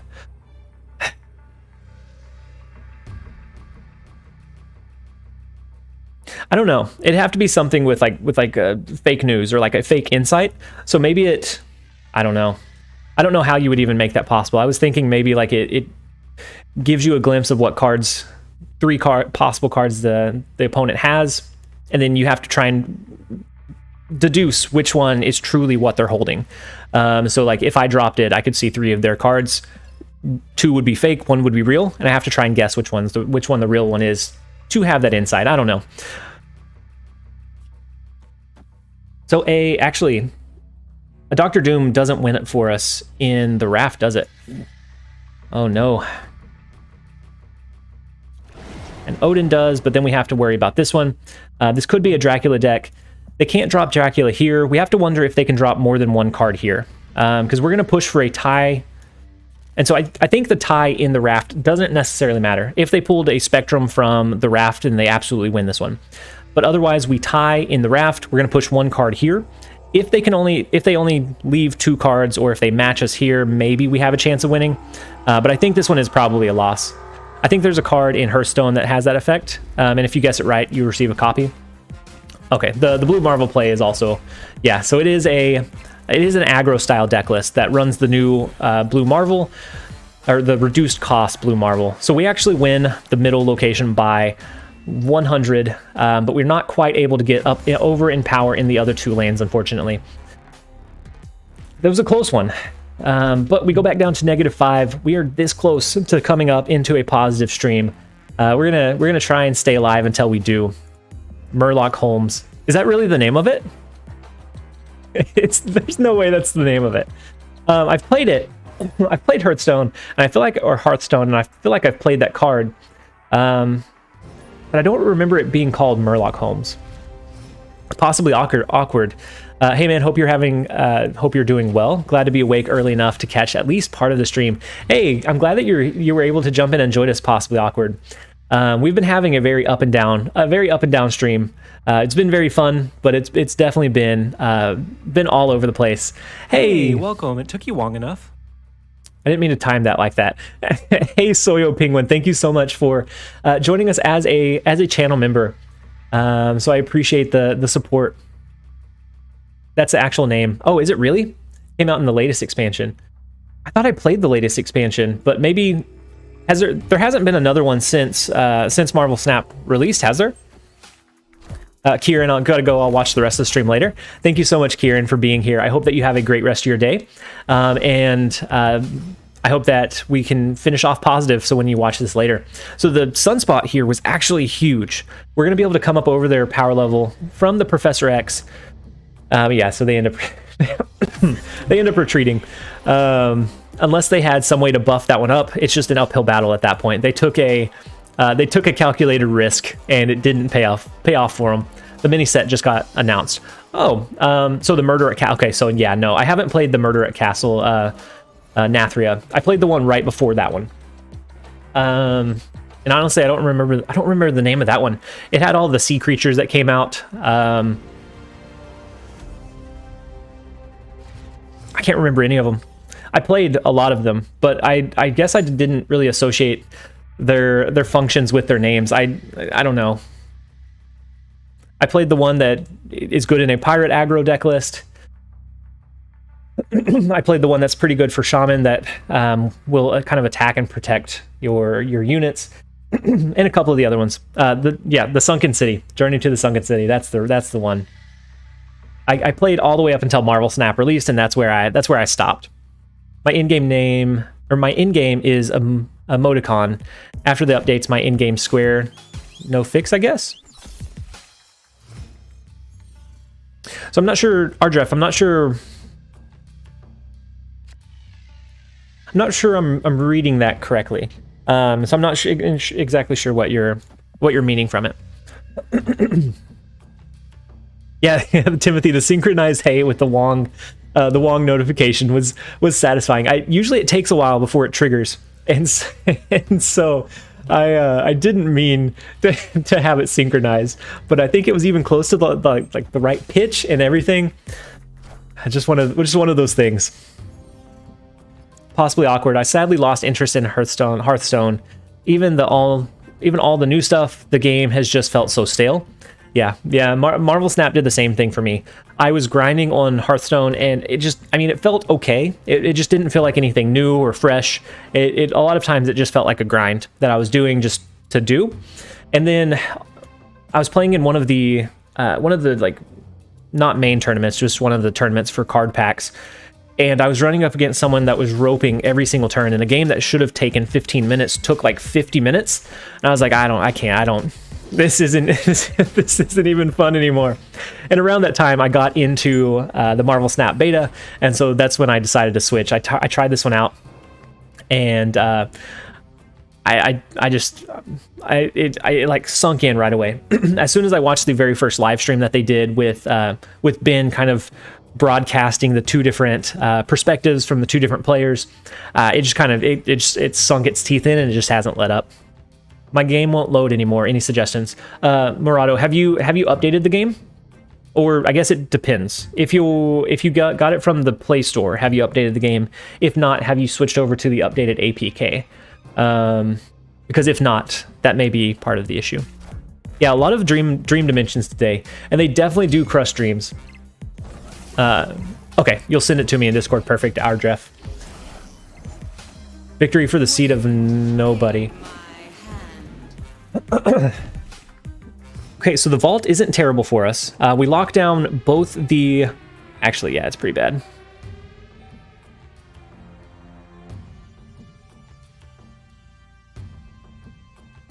So how do we win here? We can do a white tiger. That will push power either here or here.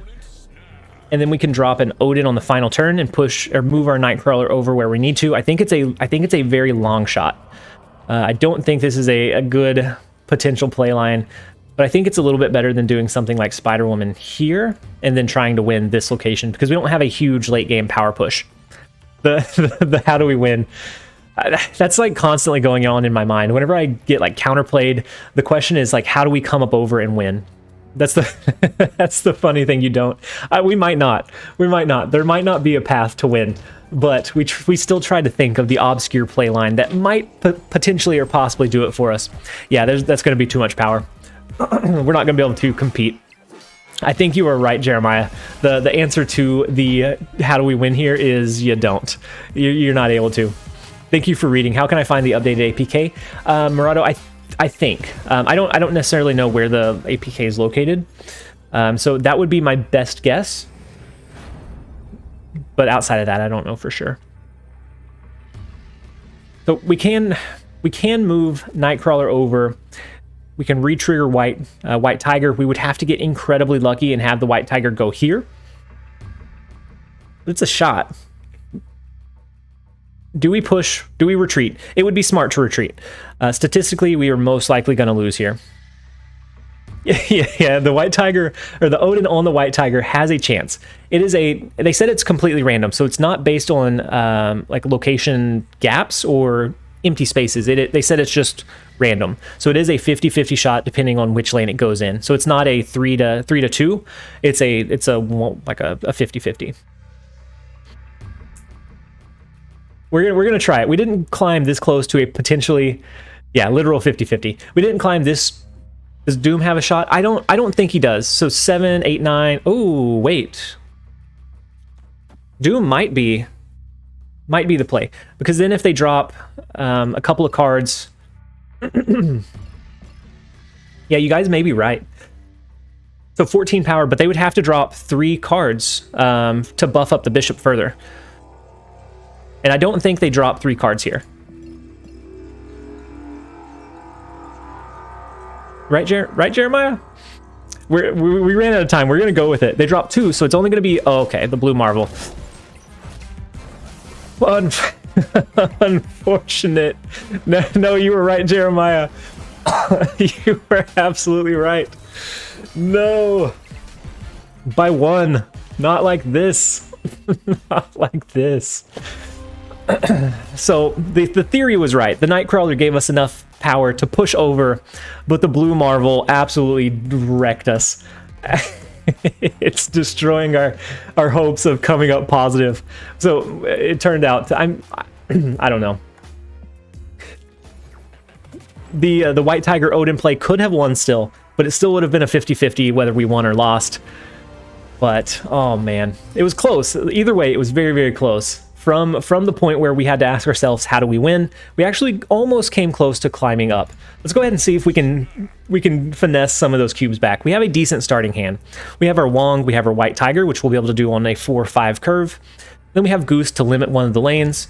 So we only finesse one. We only finesse one. We're gonna chip away at it one at a time here.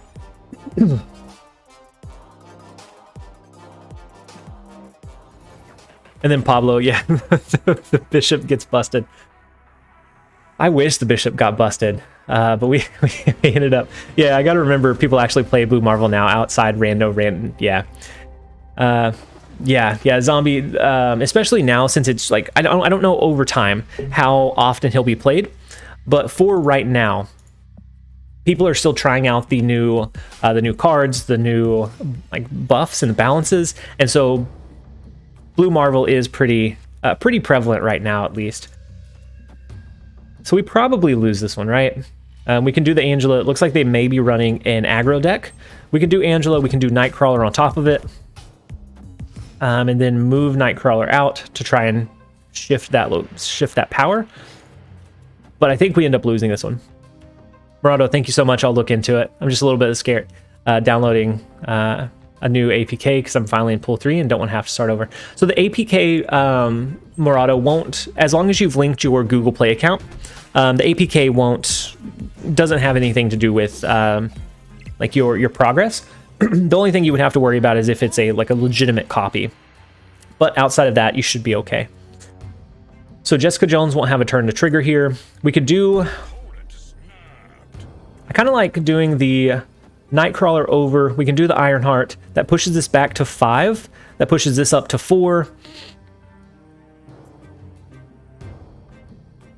I think we lose, but they snapped. I was going to say it doesn't double the potential cubes that we lost. We're going to retreat here. I don't think it's a good enough chance. We did have a chance to draw Storm. Unfortunately, we didn't end up getting it. But we're going to go back to -8. We can still have a potential chance to win with a max snap game. But yeah, just log back in and you'll be good. As long as it's the official game or the actual game, than Murado. Even if you download a new copy, you'll be fine.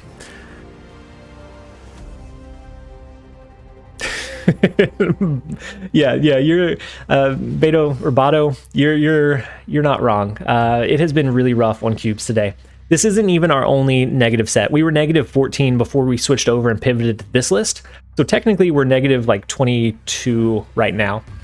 And so we're gonna play Sunspot into New York, let him buff up over time. We do have the Storm this time around, so we'll be able to block out one of the locations. Sanctum Sanctorum actually works in our favor. So I'm going to go ahead and snap off of the Sanctum Sanctorum reveal. I think we play our Angela into the last location. It's really hard to find the current patch APK. And I figured it might be Blask, because I'm not sure how like quickly people are updating it at this point. The negative Q brush is real. And it's really strange. I either go like incredibly positive or incredibly negative. At one point I thought we were going to end at negative like negative 40. We finessed 2 cubes off of them. I'm not sure exactly what happened after they played their Okoye, but we are okay with it nonetheless. So maybe it hit their Mr. Negative and they weren't able to drop it on curve. I don't know. We'll take the 2 cubes where we can. We're not negative 2, we're negative 6 now. We are slowly chipping away. We're slowly chipping away at that cube game. And then Murdoff, what does TLSG stand for? So it stands for that live stream guy. So like 6 to 8 years ago, I did a Twitch account for all of maybe a week or 2, and I thought it would be really funny to make the name that live stream guy. That way, if you saw it and you're wanting to tell your friend about it, you're like, hey, have you seen that live stream guy? And they're like, which one? I mean, I only did it for maybe a couple weeks, but during that time, chat reduced the name down to TLSG so that they could use it in chat a little bit easier. And it just kind of stuck after that. And so I just carried it over to all the games that I played from that point on. Okay, now you've helped me out too much. Now we're best friends. Well, I'm glad to hear it, Murado. I'm glad that you found the stream. I hope that you are enjoying the content, and then I'm glad that we're best friends. I could always use another best friend. And so I think we play our Wong here. I don't think it's a Wong decision to drop our Wong early. We can still do Storm on 4 potentially, but this allows us to make sure. Actually, no. Let's do Storm this turn. I don't think it helps us any by dropping him a turn early. We don't have any like on reveal abilities besides Ironheart that we would want to push. So Storm is going to allow us to lock down Necrotia a little bit earlier, and then we can drop our Wong. We can drop Spider-Woman on 5 if we don't get something better. And I'm still thinking that Gamora may be a little bit better than the Spider-Woman play. Nice rocks, by the way. I mean, we're starting a collection. We're seeing how many we can get. I'm so sorry, guys. If you have to drink every Wong pun, you're in for a very Wong night. That's one, guys. That's one. I hope you've got them ready, because they're just going to keep flowing. They're going to go on for a Wong time. So you're not going to be able to see straight by the end of the stream if you do participate in that game. So how long does it take to reach pool 3 for a free-to-play player?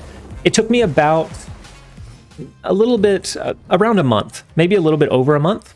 But you could probably anticipate or expect around that time if you are completing your missions daily and you have enough boosters. The biggest limiting factor for me was boosters. The dad in me, this is gold. I'm glad that I found a platform that appreciates it. My daughter right now does appreciates my silliness.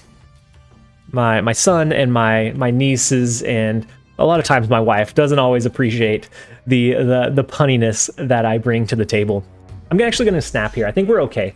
The White Tiger is going to trigger twice. Odin will allow us to trigger it 4 more times to fill up all of these spaces. We're going to be able to fill up every single one of these blank spaces, and I think that should be enough of a power push. How's the stream going? Tabbles, it's going okay. There's been some ups and downs. That's awful. Oh no. So we can do an Ironheart in hope or pray. But we have this one locked down. So it's definitely up. It's definitely up and down. We've been all the way down to like a negative 20. We've been up to, I don't think we've been positive since the stream started. Yeah, enjoy it while I can. Yeah, that's what I'm thinking, Elmo. And so yeah, that's definitely a down. I have a billion boosters, never enough credits. So if you play like consistently, you do get more boosters than credits. But I found on Sulky Hulky that that I run out of boosters pretty often. And then Scott Carroll, you said I'm in that early pool 3 now. It's rough, not yeah. Scott Carroll, if that's probably the worst feeling location or place that I've found so far is the early pool 3, because everyone else has a really put together combo, and then you're working with bits and pieces. And so I'm still slowly chipping away at it, but it does feel really rough, especially compared to like the transition from pool 1 to pool 2. It feels a lot worse. So I think don't ever use the upgrades in the shop. Yeah, if you have plenty of boosters, the upgrades in the shops are a waste. Play the rocks for fun, just to let them know that we're gonna rock them. We have a decent shot. We have 6 targets. We have 6 potential targets. We have 3 triggers. So I think that does that statistically come down to a 50-50 shot? Or no, maybe it's a little bit better. I don't know. We only need to hit 1 in the far right lane. I think we have a pretty decent shot. And so, okay, we get 1. And so unless they do something that either extends the game or destroys a Nova, then we do have the game locked down. So we are now -2. That is a +4 to the stream. We are almost back up to positive. Played the rocks because of Ronin. He is meta now. Yeah. We weren't necessarily worried about the subterranean lane, though. They couldn't play here or here because this one was flooded. But yeah, you're right. I think it's going to be beneficial to always play the rocks when we can. And so we are this close to coming up into a positive stream. We have been live for just about 2 hours now, so really probably at any minute, the nap live stream, my daughter will probably wake up. So we need to try to. This one needs to be it. This one needs to be, and it's against Q. It is against our arch rival, our nemesis, the Q. And so Bato, what is your dog's name and breed? So I have 3 actually. One's back there right now. The one that lays back there pretty consistently is Clarice. We rescued her, but she is part Great Pyrenees, and then we don't know what else. And then the other 2 are, we think, all Great Pyrenees, but we did rescue them as well. So we have 3 Great Pyrenees puppies. They are all between 80 and 110 pounds. And so we have a lot of fleur all across the house all the time. They are the sweetest, most gentle dogs that I've ever met. But no, they're very, very large. Clarice looks like a Samoyed from this angle. So she has patches of like orange, and so maybe the Samoyed, but we don't know. Whenever we asked, they said it's Great Pyrenees and something else. And the only reason they know the Great Pyrenees part is because they have that double dew claw. So she has the extra dew claw. So he played a Yondu. I didn't see what it destroyed. Probably should have been paying attention, because that could have been our Wong, potentially. I think we play Sunspot into Baxter Building. Or maybe we played into Stark Tower. I don't know. Q always gets in my head. I always start second-guessing myself every time I'm playing against... Oh, it was White Tiger? Oh, I do like it was White Tiger. Thank you, guys. Thank you, Chauncey. Thank you, Blask, for paying attention. So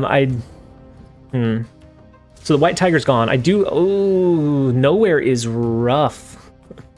So we're going to need to pivot away from playing our cards here. And this is where we would set up our Honorville abilities. So I think we move our Nightcrawler over. We drop Widow's Bite. And then do we change this one with Storm? So we know Q, and we know that Q runs a lot of counter cards. I am pretty afraid of like a Cosmo to completely shut us down in Baxter Building. But I do think that is really our best or only playline. We can lock this one down after this turn. Honorvilles won't trigger here. That puts us trying to push and win, I guess, these 2. And if that's the case, maybe we do Widow's Bite over there. Here comes the Goblin. It very well could. So with this, it looks like it is that like disruption style deck list. So the Goblins maybe a Viper, maybe a Debris sprinkled in there somewhere. Here comes the Leech.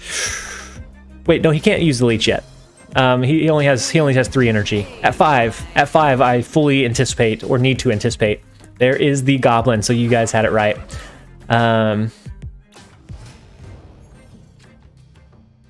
So winning this one's going to be pretty important. We could do a Goose. We also have the chance to draw into our Odin by the end of the game to send the Green Goblin back. So I think... Do we drop our Ironheart into the flooded location? That's going to buff up our WoW late stream today. Hey, Cassius. Yeah, so my daughter's out of daycare today. She got sent home with a fever, so she's here napping. And so instead of a lunch live stream, we did a nap live stream. And so we were able to stream a little bit longer than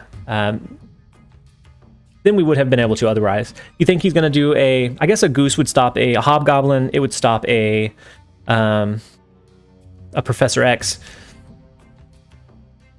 And yeah, I was thinking the Ironheart, but I'm also afraid that he runs something like a Viper to finish capping out this location, which may not be the worst thing. If we win this one and this one, we can always pass. The Sunspot's a pretty decent card for us. Hey, TLSG, look up. Like up, or like up at the camera? Ooh, so they changed the storm location with Scarlet Witch. So now all of our cards shift over one to the right, which is kind of interesting. It leaves Baxter Building open for the taking. We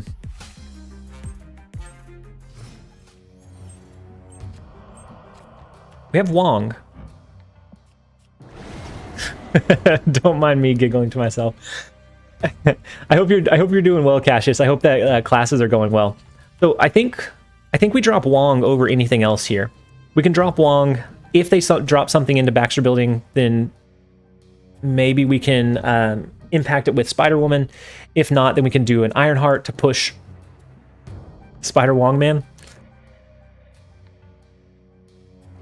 Do the Spider-Woman? I don't think he could X the Wong lane. But if he X'd the Wong lane, we could play our Ironheart here. And hope that it triggered here for the win. It really depends on what he plays. So the Wong into Spider-Woman I think is an okay play, but if he counters it, then we have to rely on playing into the Bifrost and relying on that luck. So Spider-Man or Spider-Woman may be the safer play. Q is in my head. Q is always in my head. Every time we match up against Q, he is always in my head. The Black Bolt is something. He's running a Black Bolt. Very interesting. So we lose this one, right? We don't have any way to push power wide. The Odin doesn't trigger. Spider-Woman might have been the play. Actually, no. A good Spider-Woman play to swing Baxter Building would do it for us. You can never go Wong with Wong. You have to trust in the Wong. This is our only play path or play potential. We don't want to drop either of these over in Nowhere. If we can swing Baxter Building, we swing the game. Because we'll take Nowhere, we'll take Bifrost. That was weird. Black Bolt, that was weird. Very classic Q. Always expect the unexpected with Q. He does go first, so if he plays in Baxter Building, we'll be able to impact 2 cards. And so maybe we can get lucky. The Doombot, I think, is enough to seal it in for him, though. I don't think that even the three swing, yeah. No, the 3 swing would have done it. Had we had one more power. So, oh my gosh. So one more power would have pushed us over in Baxter Building, taking away or giving us an additional 3 here and here, and it would have swung us the Bifrost in the process. So Jeremiah, your call was, I think, correct. The 7 power...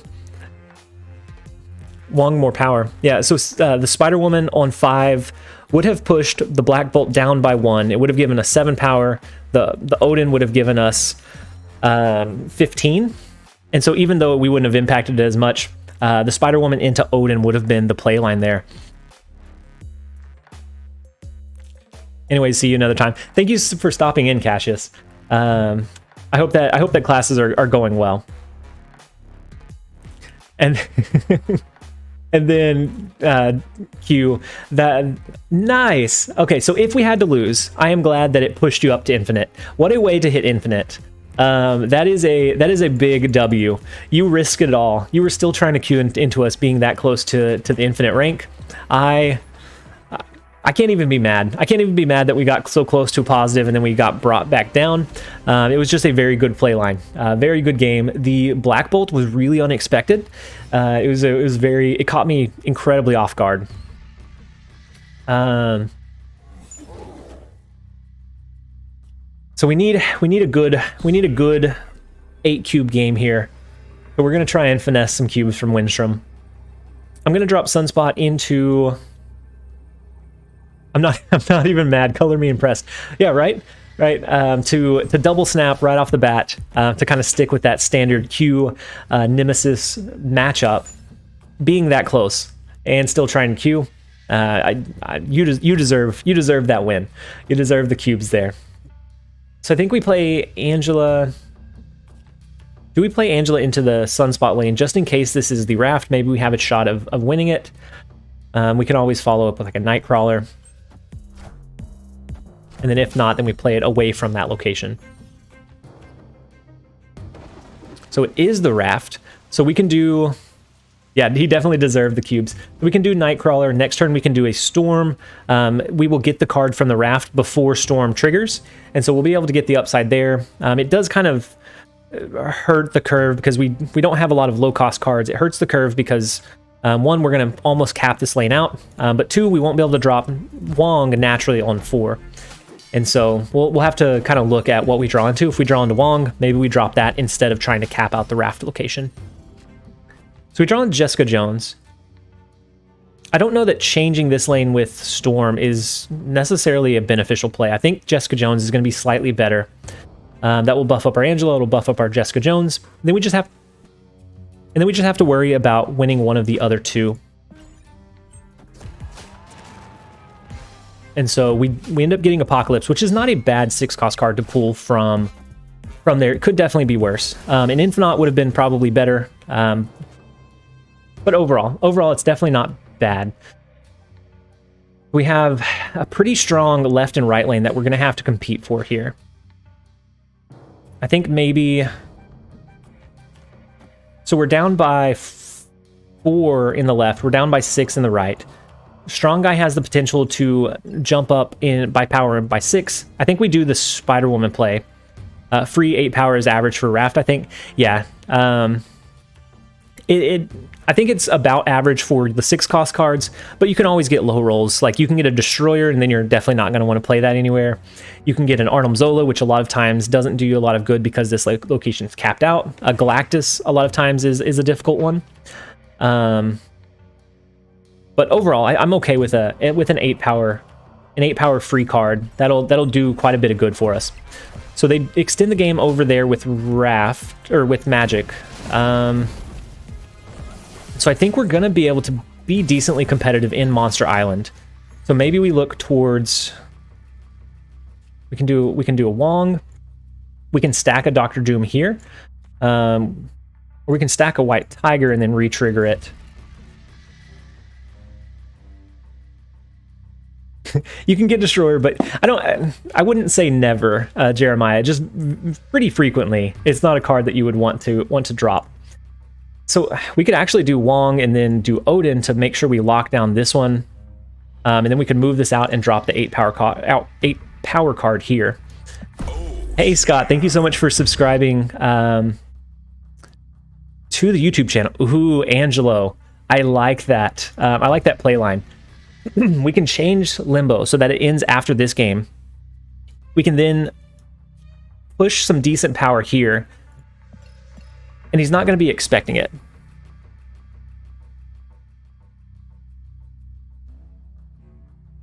I don't know which one's going to be like statistically better, whether we do it this way or if we do the longer play and we do the White Tiger and then double trigger the White Tiger, trigger the White Tiger next time to push 7 more power. But I like the surprise element of this one. I don't think they're going to be pushing to get the buff from their strong guy. I think you're right. I think it will catch them off guard. So we already snapped. So let's go ahead and lock that one in. I like the I guess the inconsistency of it. It's not something that would be anticipated.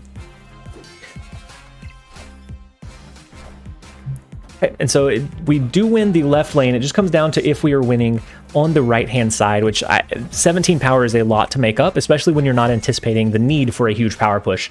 I think this one is an easy... Do we get 2 or 4 cubes, though? We only get 2, right? Because we changed it and it doesn't have the chance to double? Yeah, so we don't have that like final in-game cube doubling like we would normally. But still, we were able to sneak the win away. Yeah, and I thought they were working on or were going to fix it, but maybe I was wrong. But yeah, the storm play is something I overlook quite often. So let's try and get 1 or 2 more here, because I know that the nap is going to end before too long, and so then we'll have to end the stream. And then Ryan, do you have all of the cards? Yep, we have a complete collection. Oh, Angelo, no, I liked the play line. I think it locked in our I think it locked in our win there. And so I think the play line was correct. I wasn't sure how the cubes worked with it. And then yeah, we have a complete collection, Ryan. And so we have all of the cards that are currently available unlocked. And then each time a new one's released, we're pushing to get it on release day. And then Dry, welcome. I hope that you're having a great day. I'm glad you were able to jump in and join us. And thank you everyone for jumping in and joining us for this stream. It's longer than a normal one. And I appreciate you guys sticking around, even though most of it's been pretty negative. Since I'm late to the stream today, why are you streaming at this time again? So my daughter got sent home from daycare yesterday. They took her temperature. They said she was running a fever. And so because she was running a fever, she wasn't able to go back today. She hasn't ran a fever all day today, but we still can't let her go back until tomorrow. And so instead of a lunch live stream, I shifted it into a nap live stream. So we're streaming while she's napping, and then once she wakes up, of course, we'll have to hop off and in the stream at that point. But that's why we're a little bit later than normal. This turned into my lunch stream rather than yours. Mardolph, no, I'm glad you were able to catch it. So I think we do the storm play into Nova Roma. We do have a Wong that we're going to be able to drop into Tinker's Workshop. We have the White Tiger play for the quadruple trigger. So it's going to trigger twice and then 4 more times. So 2, 3, 4, 5. So we'll get a decent amount of upside. We could also drop our Storm here. That way we could get use of all of the White Tigers. We're going to miss one by doing it this way. Unless we do our combo here, I guess. And that may be the play. We do our Wong, we do our White Tiger and our Odin into Atlantis to push them all off to the left.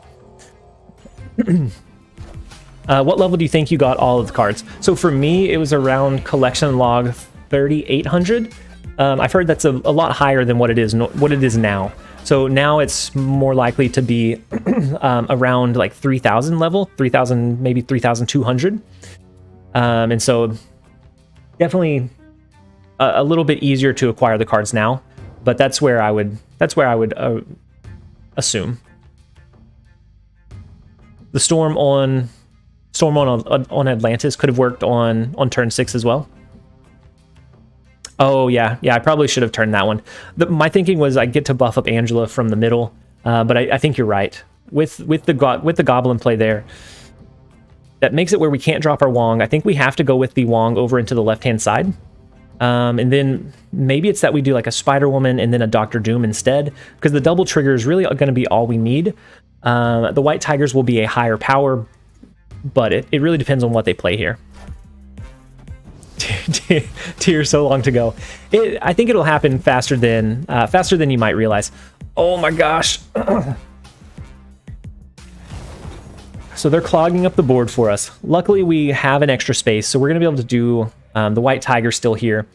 I'm gonna hold the Widow's Bite. It doesn't necessarily matter that we have it, and then if for some reason they're running a Ronin for a late game power push, we're not gonna draw into any cards. I think we have everything we need. Let's go ahead and snap. I am a little bit afraid of like a debris play here, but I think with a double White Tiger, we should have enough flexibility that it pushes enough power to get us in an advantageous position. So let's go ahead and end this one. we accumulated negative cubes as as a tribute for the negative nerf. I mean, he's just unplayable now, Whippersnapper. Absolutely unplayable. This could be good or bad. Okay, Dr. Doom is not terrible as a pull. It could have been a lot worse. It could have pulled into the Widow's Bite and completely capped us out. But at least this way we're going to be able to buff up our Atlantis lane by 6. I don't think there's any way they can overcome the power level in the flooded location. If they stick it out, I'd be surprised, because we're going to have 17 power in Atlantis. Even if they have a Chavez or some other pretty decent power play, I don't think it does it.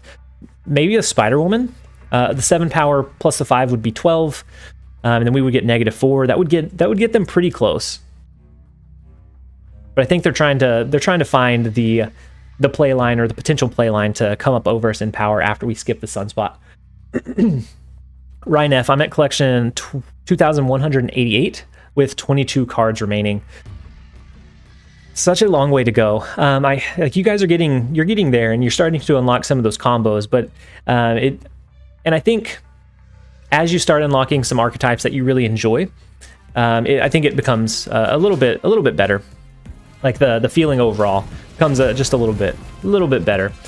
So they extend the game, which is kind of interesting. They're going to be able to play something on 7, so they could do what, a hazmat and something else.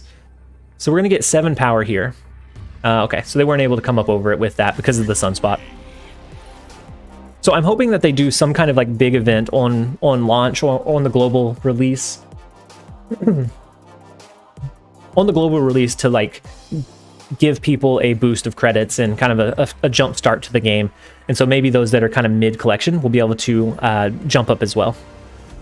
If I could at least unlock Magik, I'd be happy. Magik does help support a lot of different archetypes right now. And so that would be a good one to have pretty early, but you also need several like enablers to make her really feel good.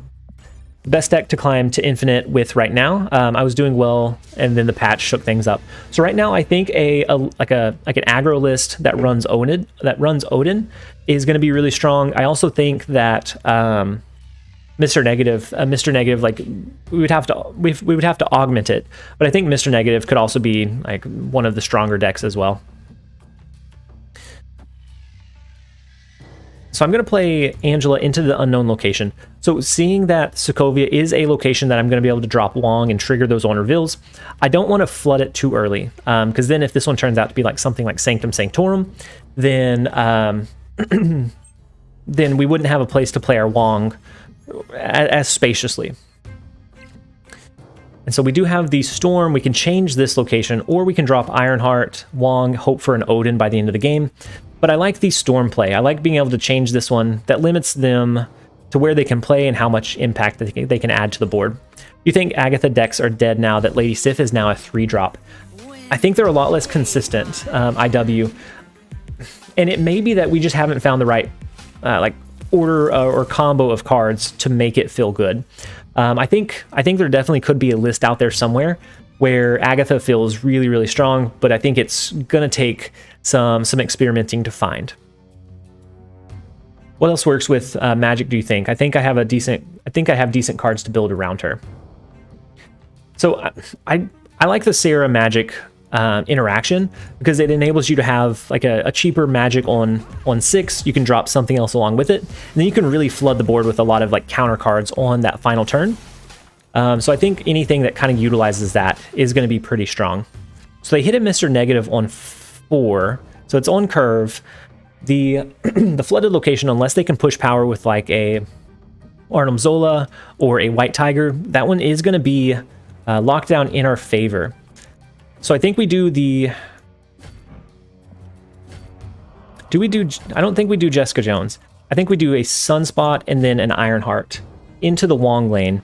That's going to double buff these 3 cards. Next turn we could do an Odin, which would quadruple trigger it for a decent power spread across the board. I think that's going to be the play path we want to go with. Which card did you say is unplayable after the nerf? I don't know that I had one that just was completely unplayable. But I mean, Quake is still in the same spot that she's at. Black Bolt is in a similar situation where they just feel really tough to use. Their effect is not consistent. That's a lot of buffs on a lane you already win, though. That is true. That is true, Sissio. The only other play line would have been maybe doing our Sunspot here, and then Jessica Jones, but then we would have to skip this location on this turn. And so I think the Odin is still okay.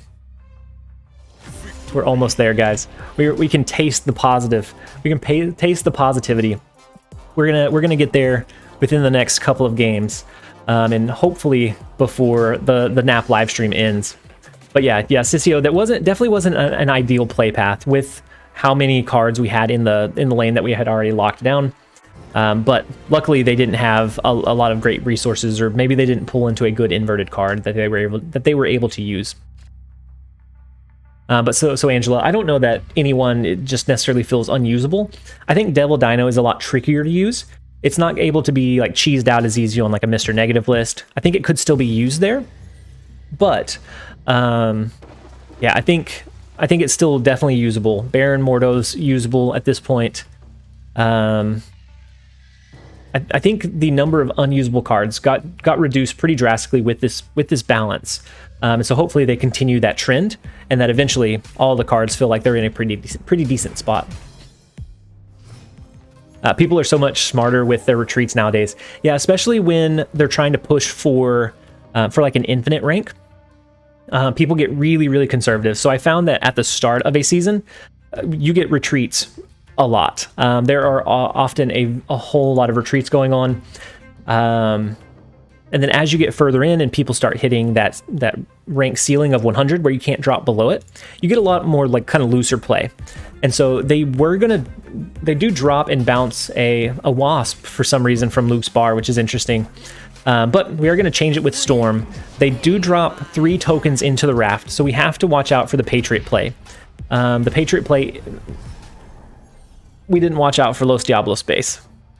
Unfortunate. Well.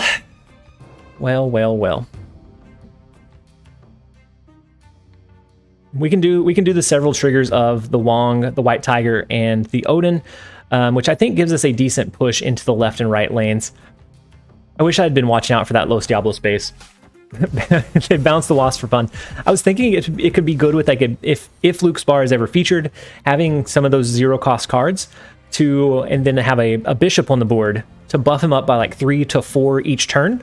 I think would be pretty cool. And if you can push an Angela into that lane with an Iron Fist, you're buffing her up each turn as well. I think it'd be a pretty fun way to win the lane. So we're gonna go with the double White Tiger. I don't know that if they have the complete package, the complete Patriot package, that we win. But we are gonna wait and see kind of what they have here. We're not gonna. I don't think we snap. So they do extend the game with Magik. We're gonna get an additional turn. So we can actually now do a Spider Woman into the raft location. Or do we drop a Goose? No, Goose doesn't stop Patriot or Mystique. It would stop an Onslaught though, which would be like the ultimate combo. But if they drop it, I think they drop it here this turn. And if we see the Onslaught come down, I think this is an absolute retreat. But otherwise, I think we do. We were talking about retreating.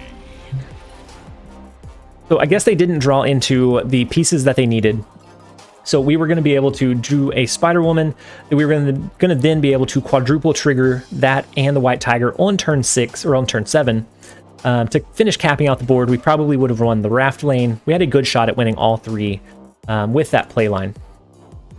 And so we need one mid-cube game to come back up over into the positive. And it took them long enough. Please no one click on those links. We're gonna put them in timeout, and then we're gonna remove those messages.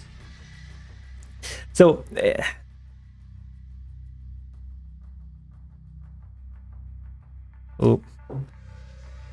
looks like there may be some stirring, so we need to finish this. We need to finish this. Let's go ahead and snap. We do have the Sunspot that we'll be able to buff up over time. And then we have a Wong and a Dr. Doom at the very least. Maybe we can draw into White Tiger for the better play line of the Wong, White Tiger, Odin. And Yeah, we have to finish it. Murdolph, it has to be here and now. There is no other time. So the Wong, Spider-Woman, Doctor Doom is going to be a pretty decent play line. And if they, I mean, I guess especially if they don't drop anything for the whole game. Nidavellir, it's kind of tough. We're going to be able to cap it out with all of our cards, but they can also push some really high things if they have like an Iron Man that elevates it pretty drastically. I don't think we drop our Nightcrawler because we have the pretty good play line, but we're only going to do 2 tokens, right? With the Doctor Doom. So maybe we do no one. Yeah, Timothy, this one's a no one more game today. It is very contingent on when my daughter wakes up from her nap, and it's actually been pretty long, so we probably need to end after just a couple more anyways. So I think we do play the White Tiger. If we don't draw into our, or I think we play the Nightcrawler. If we don't draw into White Tiger, then we don't need the additional space. We wouldn't be able to cap this one out anyways. So I think that's going to be a little bit better of a play line for us. We'll be able to do the Spider-Woman in whichever lane we drop Wong in to try to lock down that win. Ooh, and then they discard their Hela, which is very, very nice. Hopefully they let this one go out all the way until the end, which would be the most ideal. With a Hela deck list, they don't drop too many cards too early, so I don't think Spider-Woman is going to be as impactful. Maybe we do Wong. We can try Spider-Woman. I don't know that it does a whole lot for us. If we draw into White Tiger, then that's going to be the play line, the White Tiger, and then the Odin to quadruple trigger it from that point. But we have to wait and see what they end up dropping. They do a Jubilee to pull into. So Spider-Woman, a double trigger. Oh, Invisible Woman. What a low roll. What a terrible drop. Ooh, and then we get the high roll of the White Tiger, which is going to be able to do. It's going to be able to fill up all of these spaces. Over the course of the rest of the game, we'll trigger it twice here. We'll trigger it 4 times with an Odin play. Absolutely massive. I think this could be the one where we go neutral. They've discarded their Hela. They don't have. I mean, maybe they play a leader on the last turn. That's just going to copy our Odin, which doesn't do them much good. It does us much more good. Oop. And then we have a baby that's awake. So the Tiger was huge. Hopefully they let us stick out so that we can end this game neutral, and they don't have some sneaky way like a Shang-Chi here would absolutely be detrimental. We have a baby that has awoken from the nap. This should be our very last game. Hopefully we can get back to neutral. We clawed back from all of that negativity to be just neutral, or super negative if we lose this one. Or maybe even just a little negative if they don't let it play all the way through. Don't call low roll until there's 0 cost card drop. That's true. Yeah. My daughter has awoken from her slumber. So we do have the White Tiger that fills out all of the rest of the board, depending on what they have over here. So the Arnhem Zola.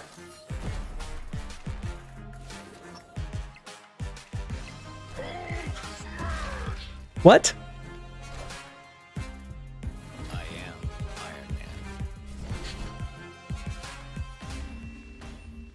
Why? Why? Why would he? Okay, 1, why would he stay in? 2, that Arnhem Zola to move the negative ninja from here over to here. Either way, I appreciate it. It sounds rigged. Oh my gosh. So we are flat for the day. We don't have a huge cube gain, but we also didn't lose hugely either. Must have played in the wrong order. Yeah, I was thinking that he also, the Hulk over here wouldn't have, I don't know. Either way, that is the way that we're going to end the stream. My daughter has woke up from her nap, so we are going to have to end here. Thank you guys for jumping in and joining me for this extended live stream. That was about 2.5 hours, which is you guys, a lot of you have been here since the start. So, yep, you can get a peep at the sleeping doggo in the back. And then another paid. I had to finish on a positive note to end the stream, so you can get a look at the sleeping doggo back there, and then my daughter's chair that she likes to push onto the couch. But overall, we did end up neutral for the day. I am going to go ahead and end the stream here. Thank you guys so much for being here, just continuing to enjoy the content. And then thank you to Soyo Penguin and Jack for the new channel memberships. I appreciate the support so much. I hope that you guys have a great rest of your day. This has been TLSG. Later, guys.